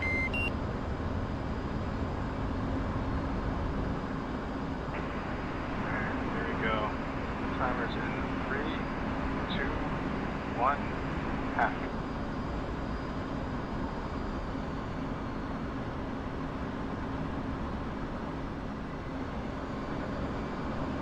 Alright, showing time. Alright, now we'll do a quick timing correction here. Ugly one, Sean. Alright, looking at 298. A little bit quick on the speed here. We're going to bring it down a little bit. Alright, 3's gonna back out a little bit.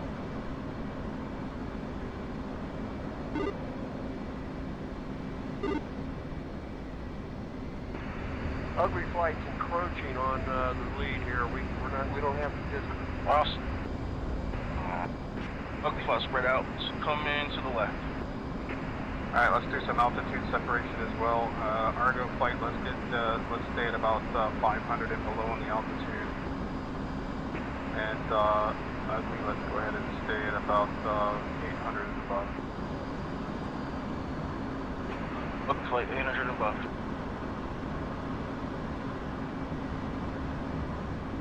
Why would my BL be just blinking a B when I turn it over radar?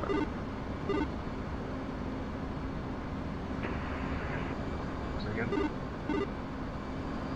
My altimeter just blinks B when I hit the radar button. Yeah, you have to turn on the little knob off to the right side of your knee.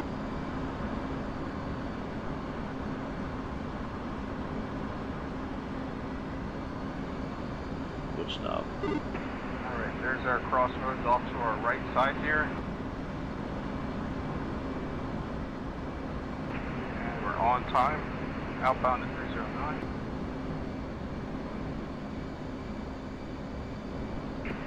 Alright, turning the page to waypoint 2. Alright, for this we're looking for wind turbines, 4 minutes and 4 seconds, heading at 309 here to the flight right. So off to your right there's a red out gauge, do you see that? Shit, yeah, it's set at 0. Are we moving fast enough? Yep, we should be at 420. Pull up, pull up! So remember we're looking at ground speed here, we're not looking at indicators.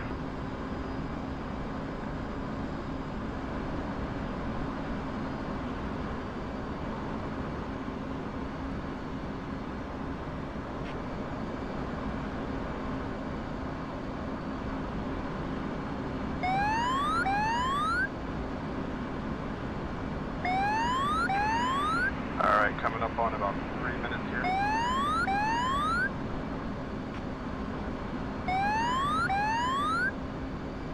And we're looking for a set of wind turbines.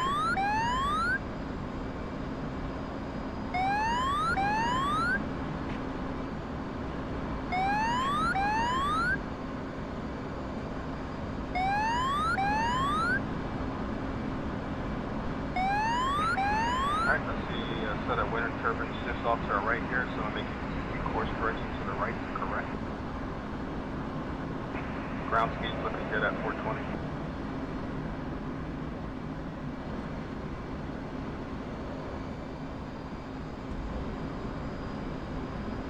Oh no.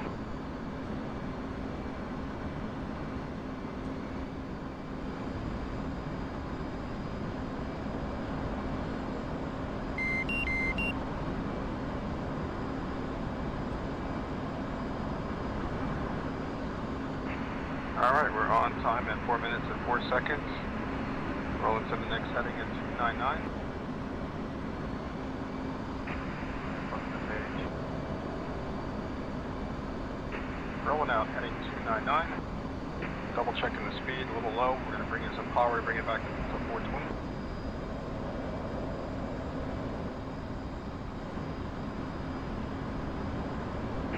Alright, 420 is set on heading 299. And we're looking for some more wind turbines at 5 minutes and 1 second.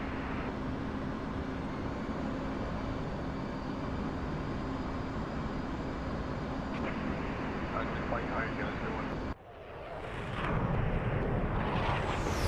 1-3, dude. Okay. 1-1 is slow, 1-2 looks good, 1-3 is good.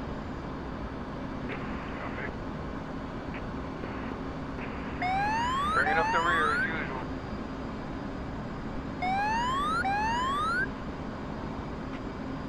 Alright, so we got inside a minute to go here, looking for some turbines. I do see a few turbines off the nose here. Got some right off to our left. Got us a little bit early, so that's probably not the turbines we're looking for. We got some off the distance here.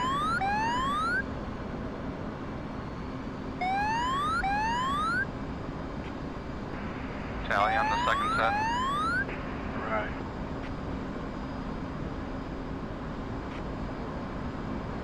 Alright, outbound heading's going to be 317 once we pass the turbines here. Alright, we're on time. Time and rate. 317.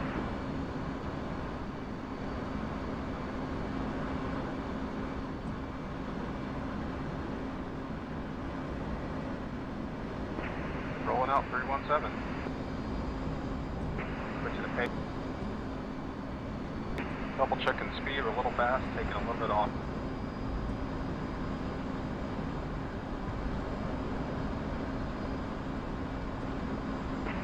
Watch 1 3.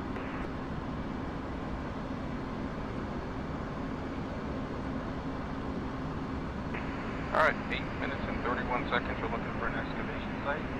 As I mentioned before, Altitude. it's a busy day, so we're looking for Altitude. some smoke.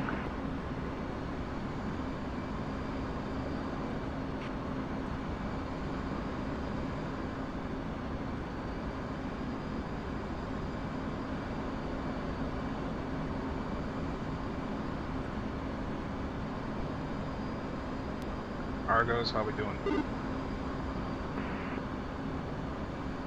I think I'm doing okay. 1-3, track.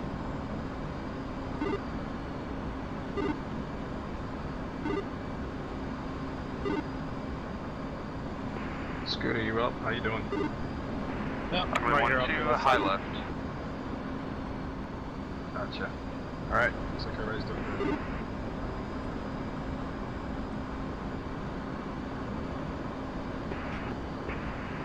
Alright, looks like we got about a minute or so out. Crossing the ridge here. Maintaining 317. Looking for some smoke.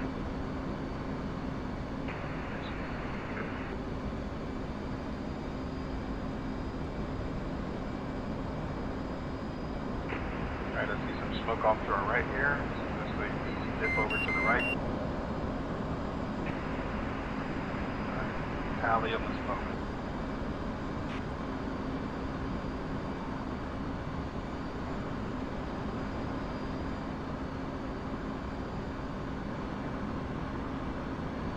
Alright, tally on the mine.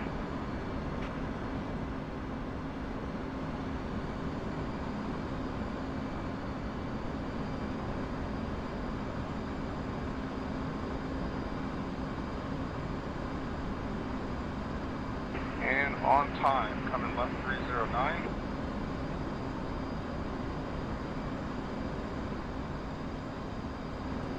Rolling out 309. Double checking airspeed here, we're a little slow. We'll bring it up to 320. It was like right on the money too. Good stuff, huh?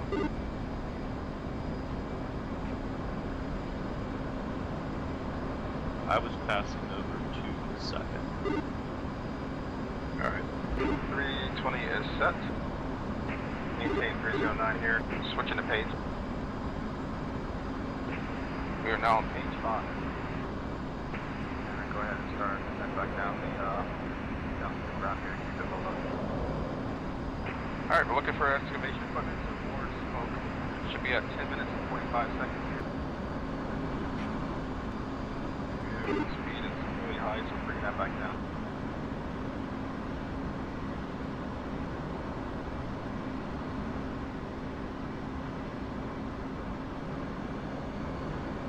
Altitude. Altitude.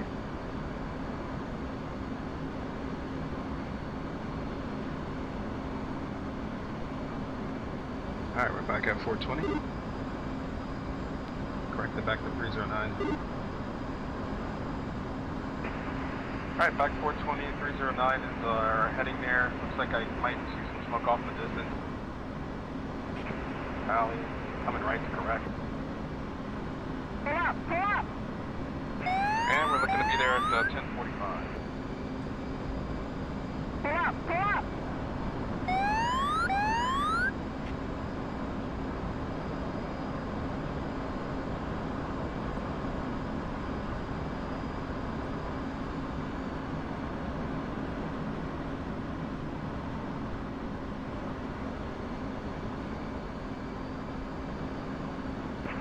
Outbound heading is going to be 309 again. Hack on time, keeping the same heading. Shouldn't have to change the speed too much. Alright, flipping the page.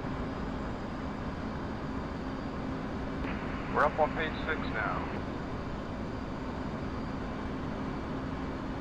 And here we're looking for another set of wind turbines at 12 minutes.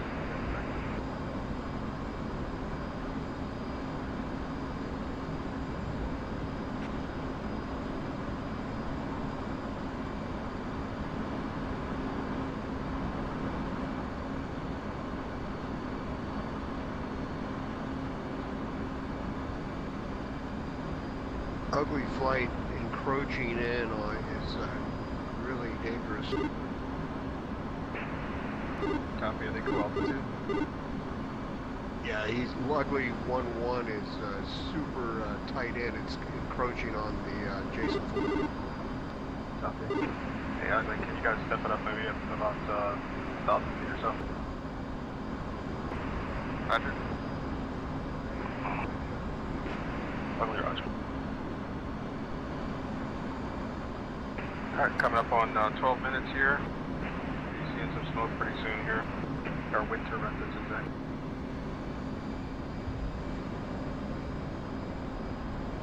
Alright, there they are off to our left.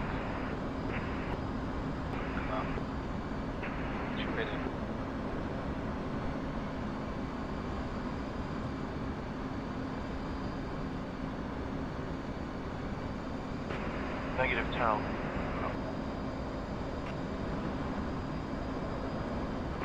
Yeah, they were just off to our left there, so we showed up a little bit to the right. Rolling out to about 285, 288 or so. Double checking the speed. Need to speed up a bit. Confirm page 7.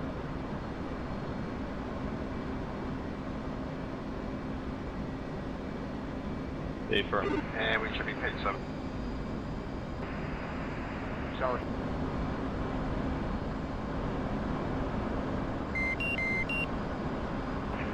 Alright, 420 is set once again. Easy correction at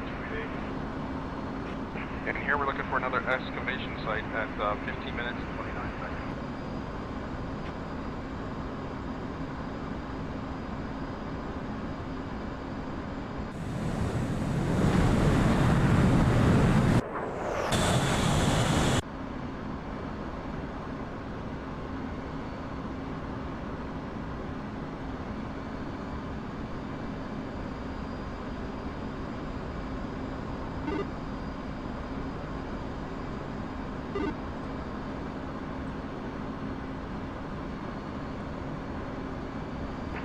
Alright, climb up the mountain face here.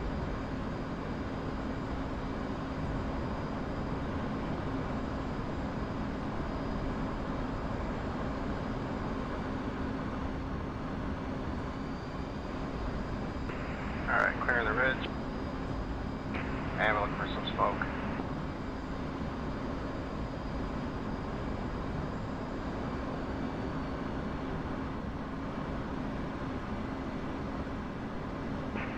Alright, got about a minute to go. Altitude. Altitude.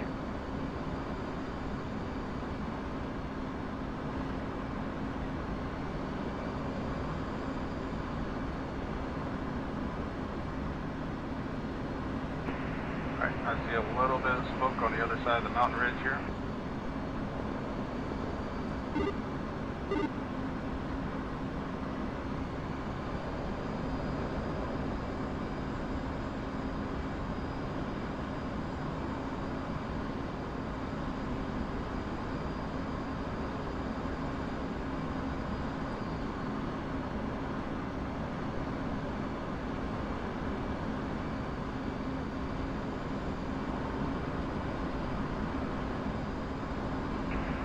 Alright, crossing another ridge.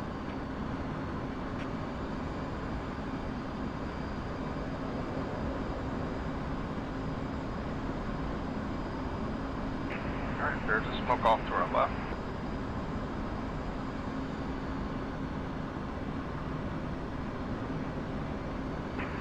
What's the next bearing, Jimmy? That's 319 next. Coming right.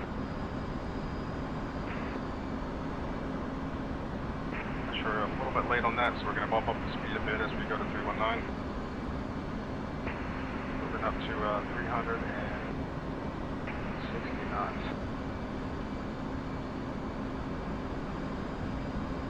Alright, 319 set. A little bit fast out of the 460, so we're going 460 at this point. 460 set. Flipping page to page 8 at 1741. Looking for a rest station. And if you have your movie maps up, you should be able to see that in a little bit as we get closer to it. Alright,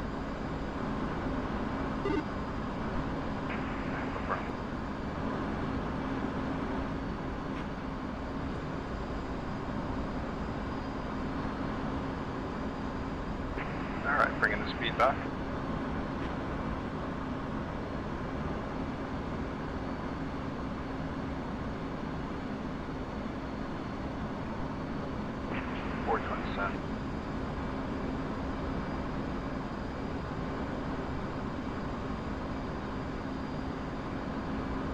Alright, if you have your scale 5 set, then you should see the airport that we're supposed to be going over just coming into view. It's going to get the correction here.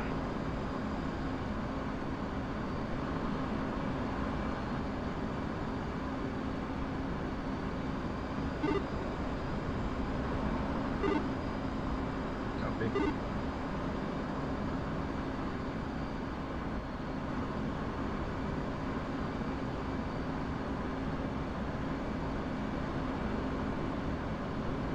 Alright, so it looks like we might be late on this one. It's already time. We'll take a hack on how late.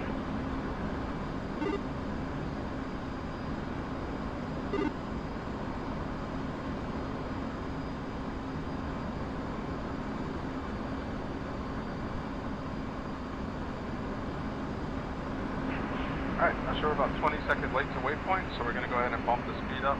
I'm going to do it times 2 here, so I'm going to accelerate up to about 510 knots.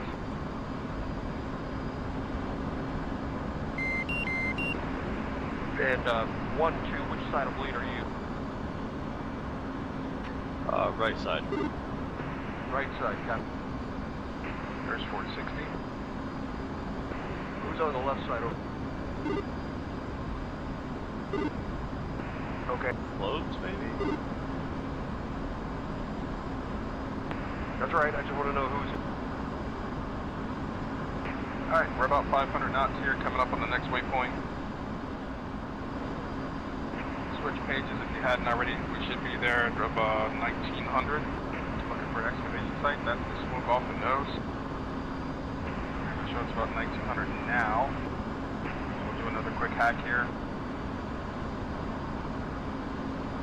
Outbound heading is going to be 302. Alright, so we're about 10 seconds late still. Coming left at 302. So 100 seconds, that's a minute and 40 that we need to keep this in. So we're looking at about 21 minutes or so. Continuing left at 302.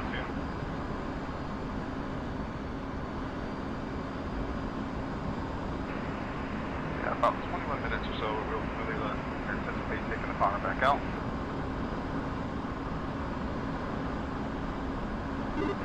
Turning the page, you should be on page 10. We're looking for another excavation site. That's the one off the nose there, Cali. Should be there at 20 minutes and 52 seconds.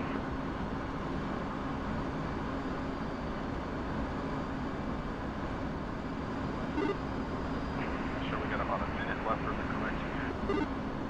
Actually, we might be a little bit early. Got me to double.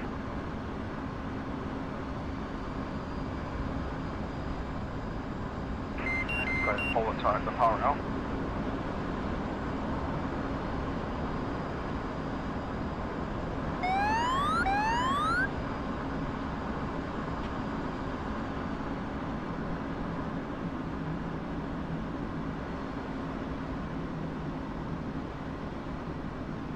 Alright, 420 set. Let's see how this works. Outbound heading is going to be 5. 9, 1, 2. On time, coming right. 5.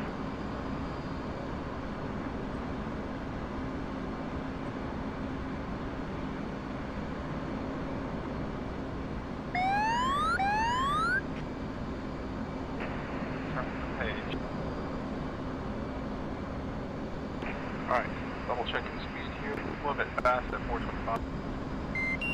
Bring her down to 420 set. And we're looking for a small town. I can see the vertical development off to the right here. Go to the C10 degree direction to the right. We should be arriving there at 22. Outbound heading is going to be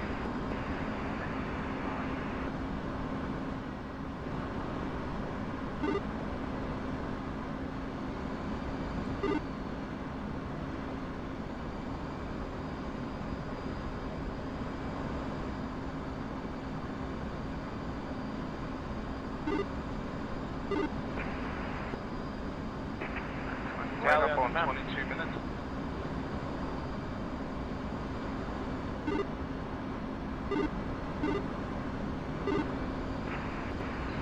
Nine, 10, 11, hack, coming left at 339. Rolling out. Flipping the page.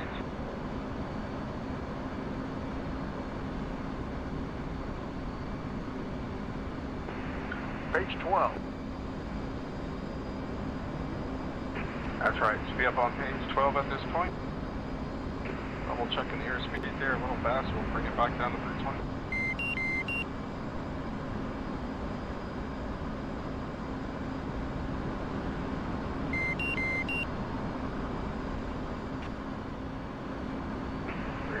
Set.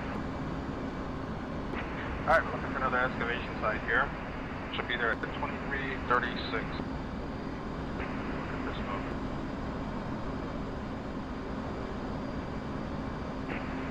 I'm at 380 knots ground speed now. I'm looking at 420. Alright, got the excavation site spotted here, headed toward it. And we're looking at 2336 for cross Altitude.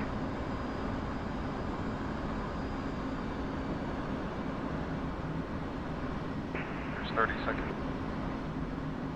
Outbound heading to 356.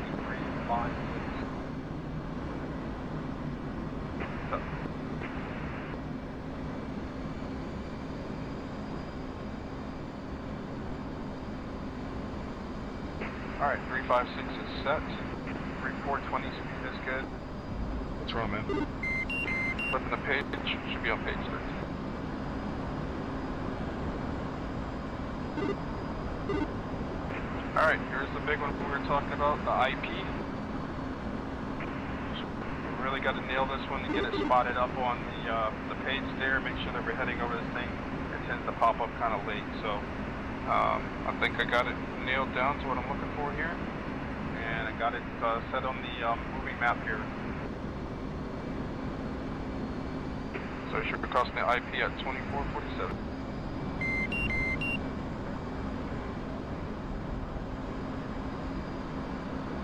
A little bit to the left.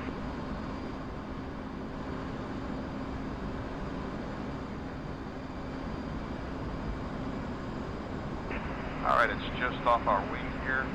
Like I said, it's a very small IP. Outbound heading is going to be 348.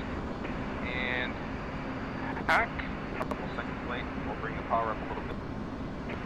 Now we're going to 348 and changing the page. 14. Heading 348. And I can just make the tower off at the distance here. Alright, IP, make sure master arm is on, everything's ready for a drop. Argos, go trail. Alright, we're going to do a pop-up delivery here.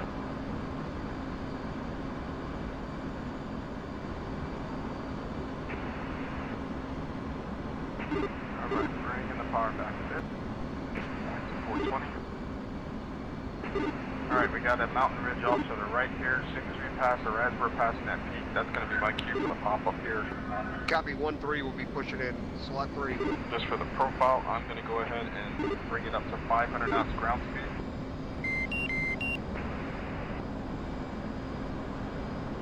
Does everybody have the tower in sight? Alright, action's going to be 30 to the right, 30 in. Here we go, I'm actioning to the right, 30.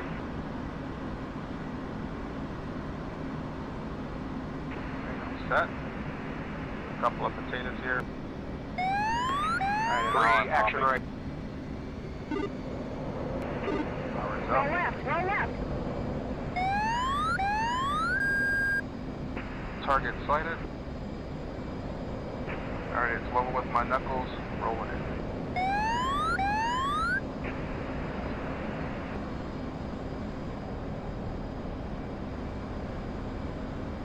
Alright, rolling out, lining up the bomb fall line.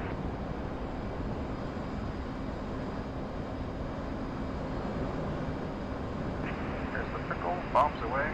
Do not hit the tower. Alright, shot. Alright, 10 seconds, please. Say egress head. Current egress heading is going to be 360 to like acquire our code.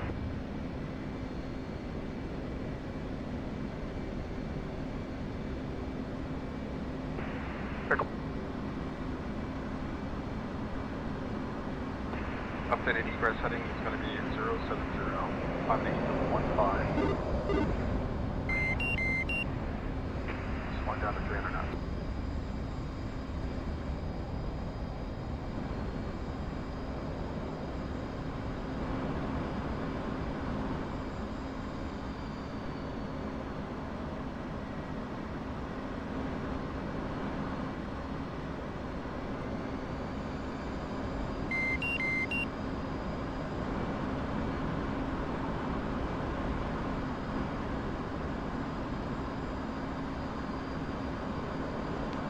Alright, lead is Dakota, Vincent out 59.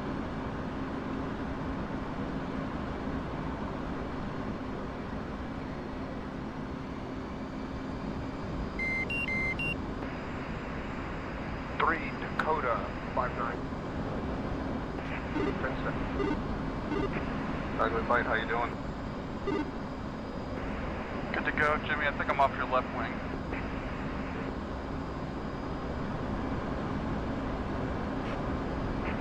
That's good. Hey Jimmy, I lost you.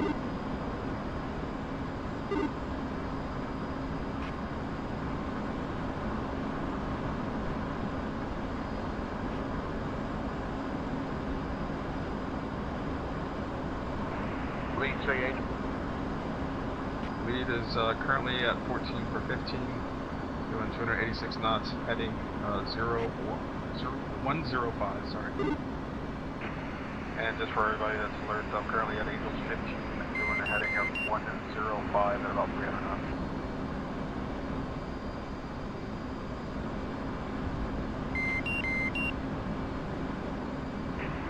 82 miles away from Arco.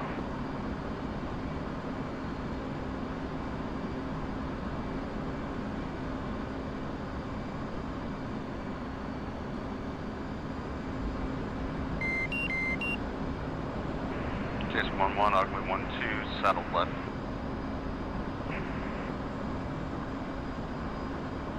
Where's everybody else?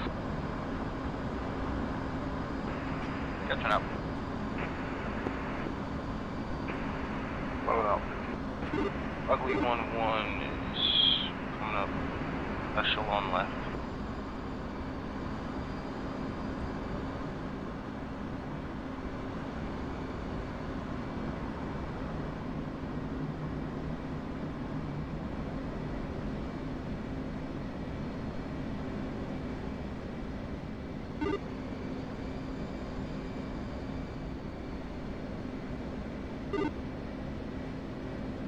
Bingo. Bingo. Copy.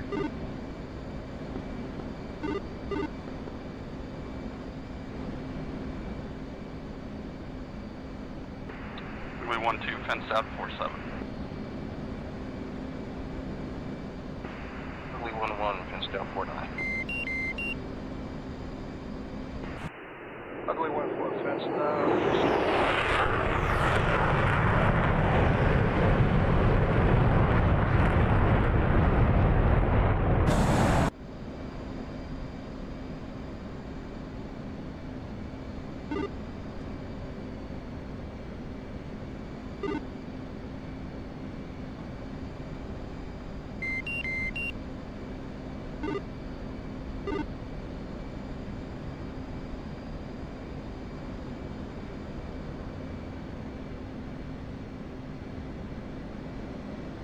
Bingo. Bingo. Did I cut you off, Babel? I'm not sure what happened. There was a bunch of encroachment going on. Yeah, I came up in here. I think I'm going to drop down and swap with you, okay? 1-3, dropping down, swap out. No, I'm not up.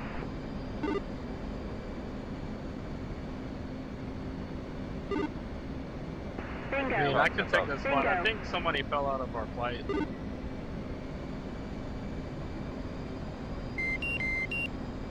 Yeah, I did a few minutes ago.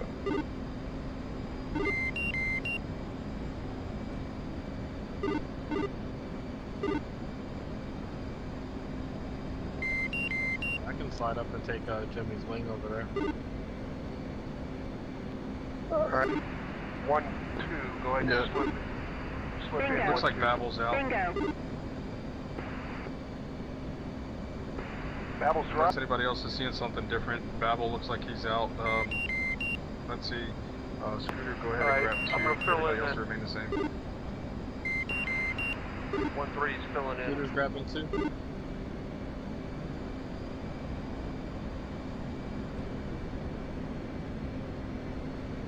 Alright, I think we have everybody in. I'm gonna go ahead and bump the speed up to 350. Bingo. Bingo.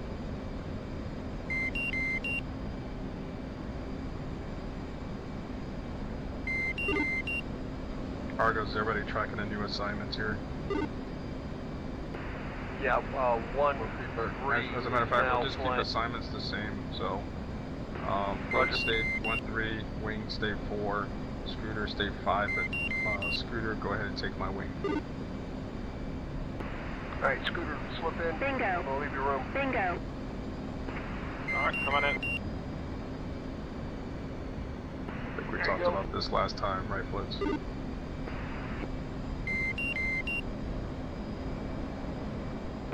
Alright, we're sort. Alright, kick out to attack spread, attack wing.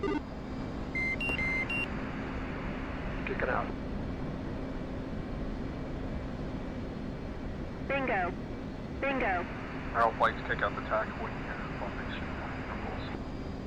Wing 2 to wing 5.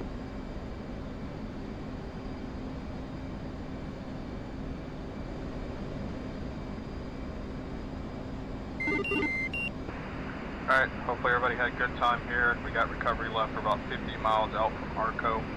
At that point we'll go ahead and set in. I'd say once we push Arco, let's go ahead and separate out into our 2 different flights for Bingo. recovery. And Bingo. then once we land and get all secured, we'll hit the debrief.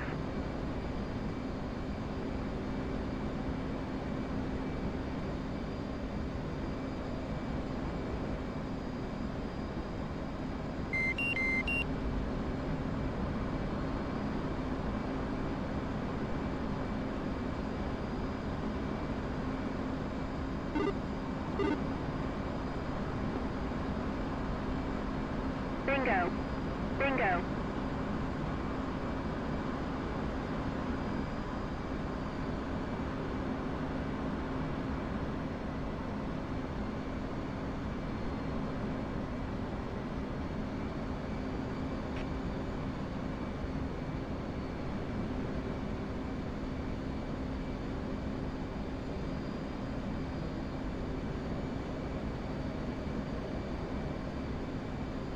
Bingo. Bingo.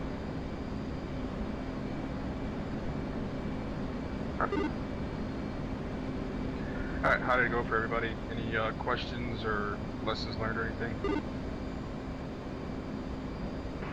Yeah, I think we need to be spaced out a little bit more. There was a pretty tight gaggle there. Agreed.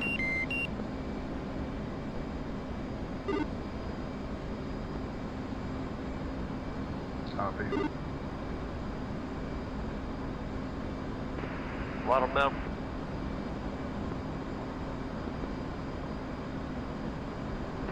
A lot of metal moving.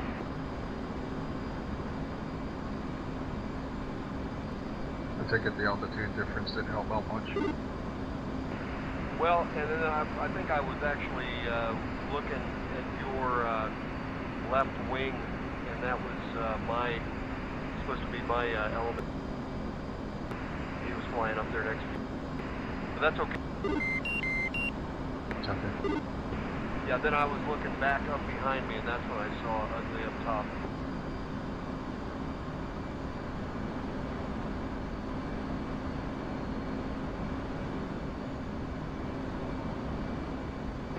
But it was good. It was fun. Copy. Nobody swapped paint.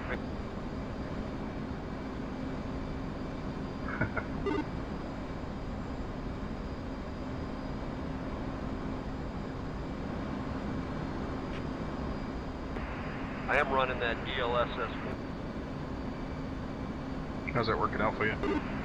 I got good frames, but it is a little bit spongy. Gotcha.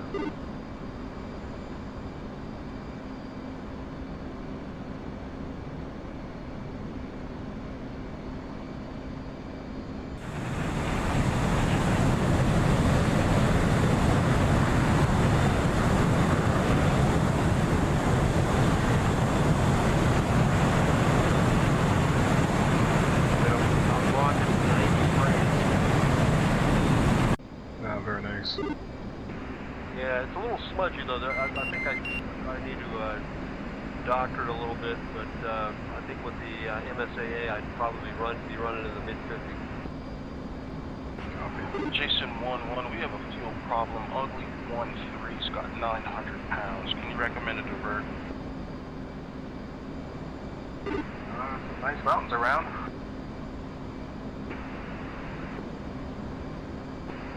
I recommend he breaks out.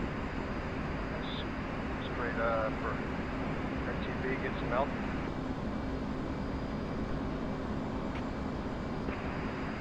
You said 900 pounds?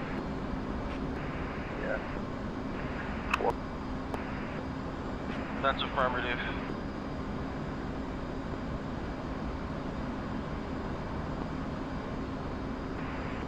Yeah, You hear that, Crop? You got Creech. It's nearby. Creech 230 for 26.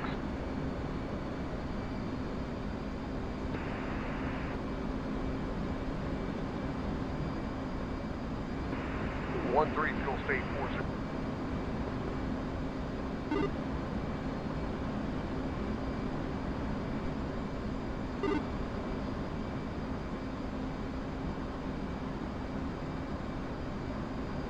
Copy, you leads at 4-5. Alright, then I guess we'll stay echelon. We'll stay echelon right, please. This is free with it.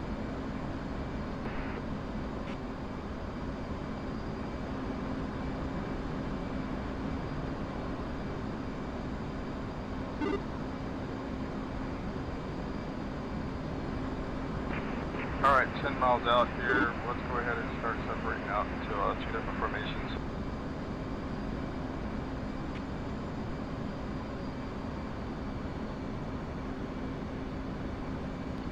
What are you saying, Wingnut?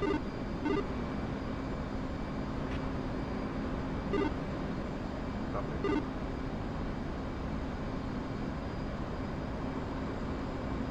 Go ahead and punch your tanks.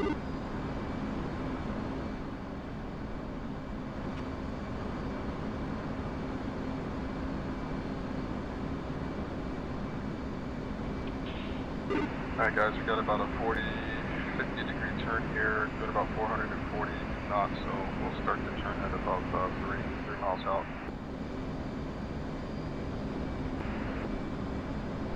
Looks like we'll have a heavy descent down into Arco coming right.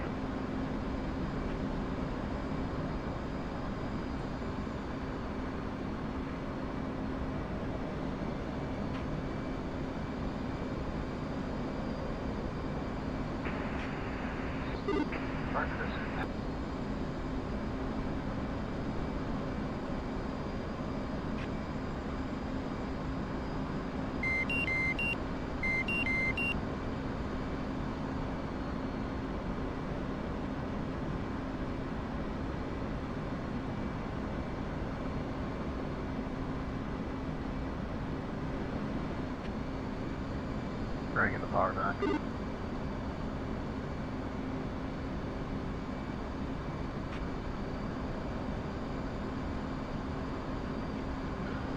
Alright, landing checks if you hadn't done them already.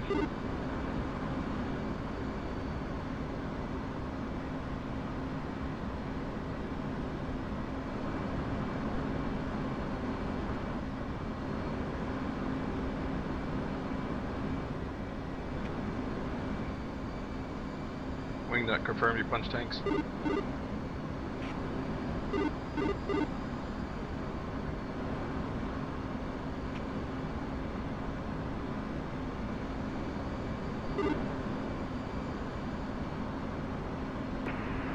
Alright, flight push button 9 on prime.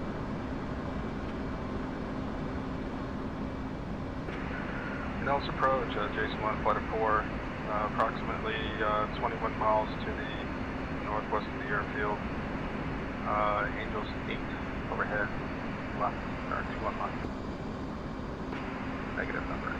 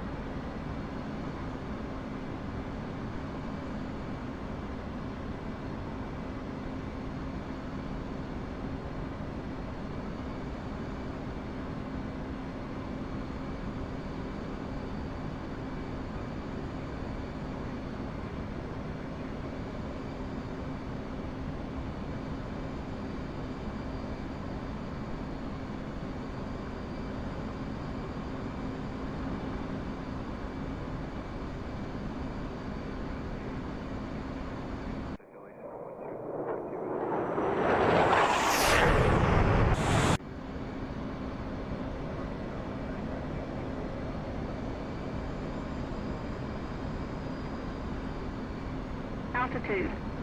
Altitude. Nellis approach, ugly, flight of 3 Hornets, 14 miles. Alright guys, we're coming up on the apex here. Make sure you have all your stuff set. Information share is going to be current here, 299.1 on the altimeter. Make sure you have altimeter set back to barrel. And outside of that, 21 left is going to be our expected recovery. Coming up on altitude a little bit here.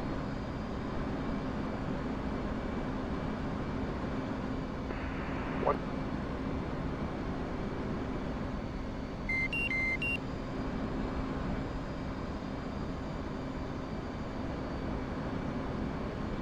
I'm in right. Motor power.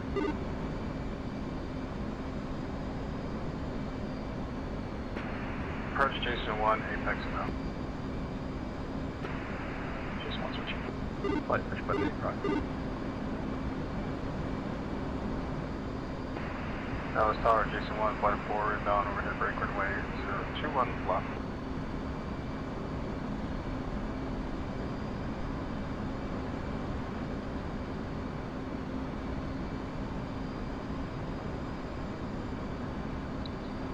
Alright gents, we're coming in for the break here. It'll be a standard interval break 5 seconds or so. 3,500 is the pattern altitude here. We'll remain at 3,500 until we turn base, at which point we'll go ahead and descend down. Remember, you're going to turn your turn to base pretty much at the foot of the runway here when you approach in. And yeah, just to work on your spacing as we do our separation here. If there's an issue with safety, always abide by the safety piece. If you have to wave off and come back in and do it again, that's perfectly fine. But keep it professional, don't crash, just try to fit in if you need. Always err to safety.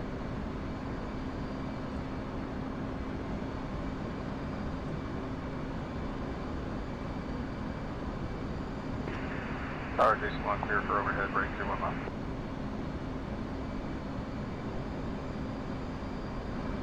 Alright, you guys ready to go?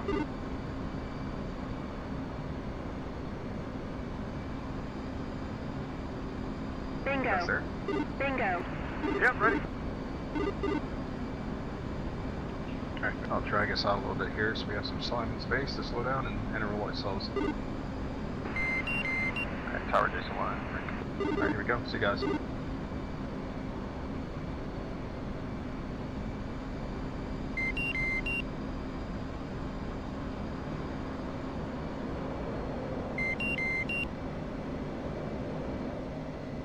Bingo.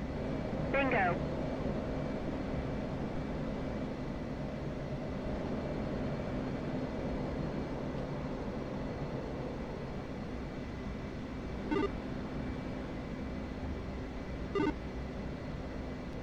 What happened?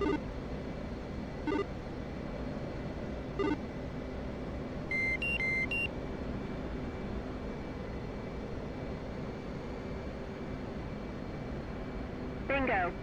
Bingo.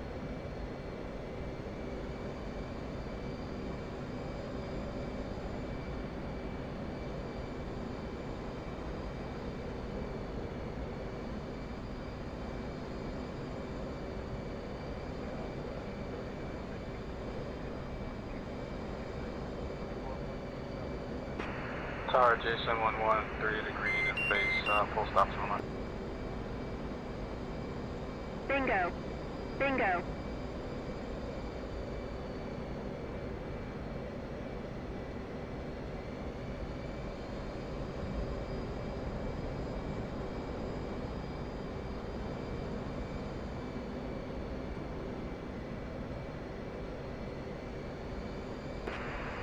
Tower Jason 1, very short, final 2 on line.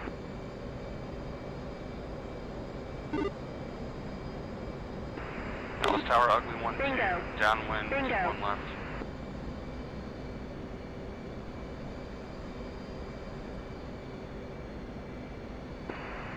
Nose Tower, Jason 1-3 left base, 2 on left, 3 down.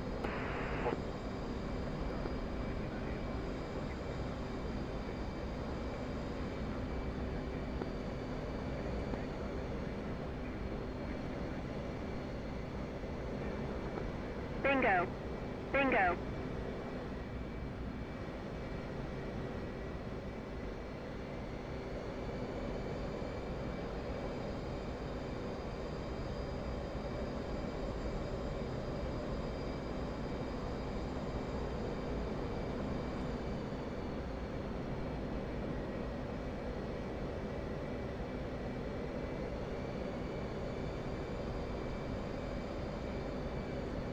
Bingo. Bingo.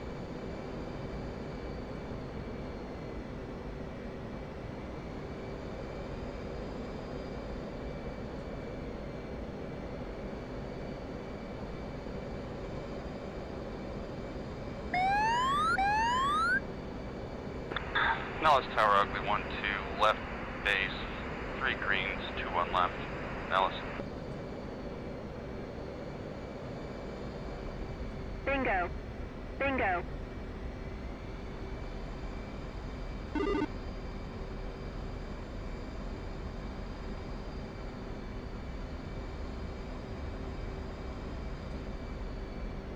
Fuel low. Fuel low. Nellis, ugly 1-4 left base. Fuel low. Fuel low. Bingo. Bingo.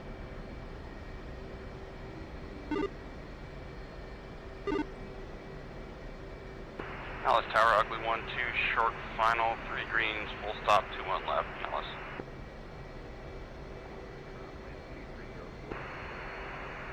Jason 1-3 clear, 2 on.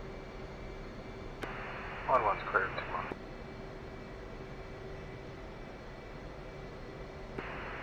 Nellis Tower, ugly Bingo. 1-4 clear to land. Bingo.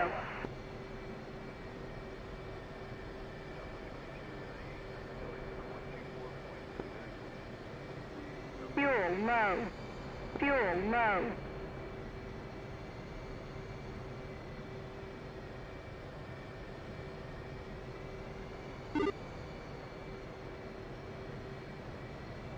Fuel low. Fuel low. Alright, Jason, flight moving out. Bingo. Bingo. Yeah, that works. Fuel low. Tower, Jason Fuel 1, low. crossing to 03 left. Fuel low. Fuel low.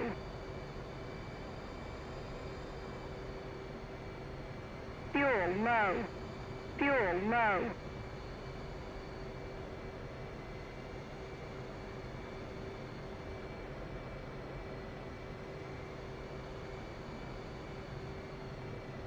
Bingo. Bingo. Fuel low. Fuel low.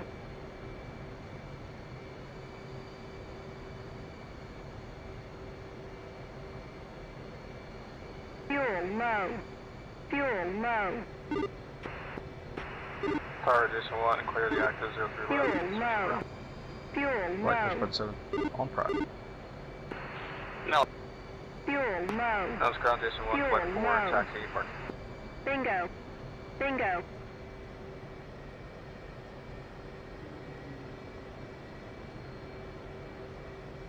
Fuel low. Fuel low. And flaps and all there. Fuel low. One. Fuel low.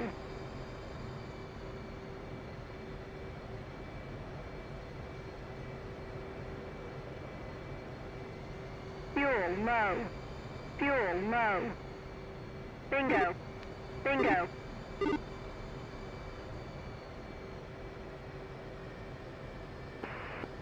Fuel low. Fuel low.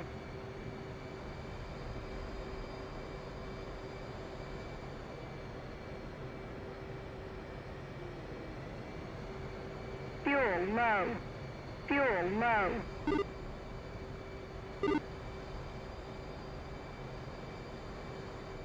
Bingo. Bingo. Again.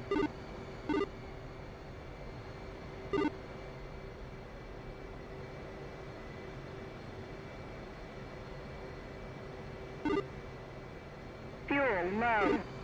Fuel low. Fuel low.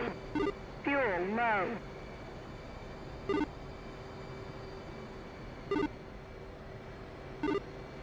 Fuel low. Fuel low. Bingo. Alright, gents, another Bingo. flight up, another flight down. Nellis ground, I've been flighted 3 Fuel Hornets, low. taxi to park Fuel via low. Foxtrot. Fuel low. Fuel low.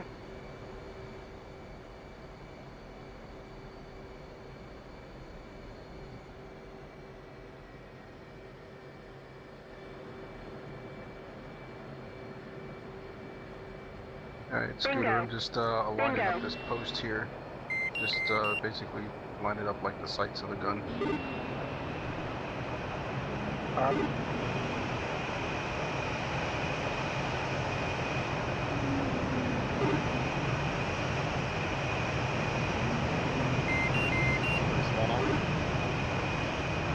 Once again.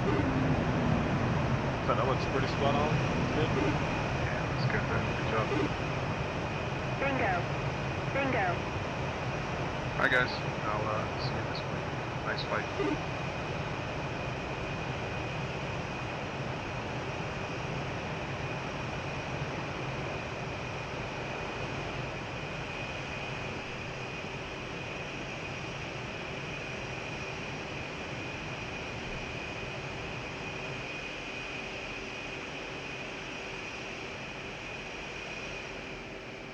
Bingo.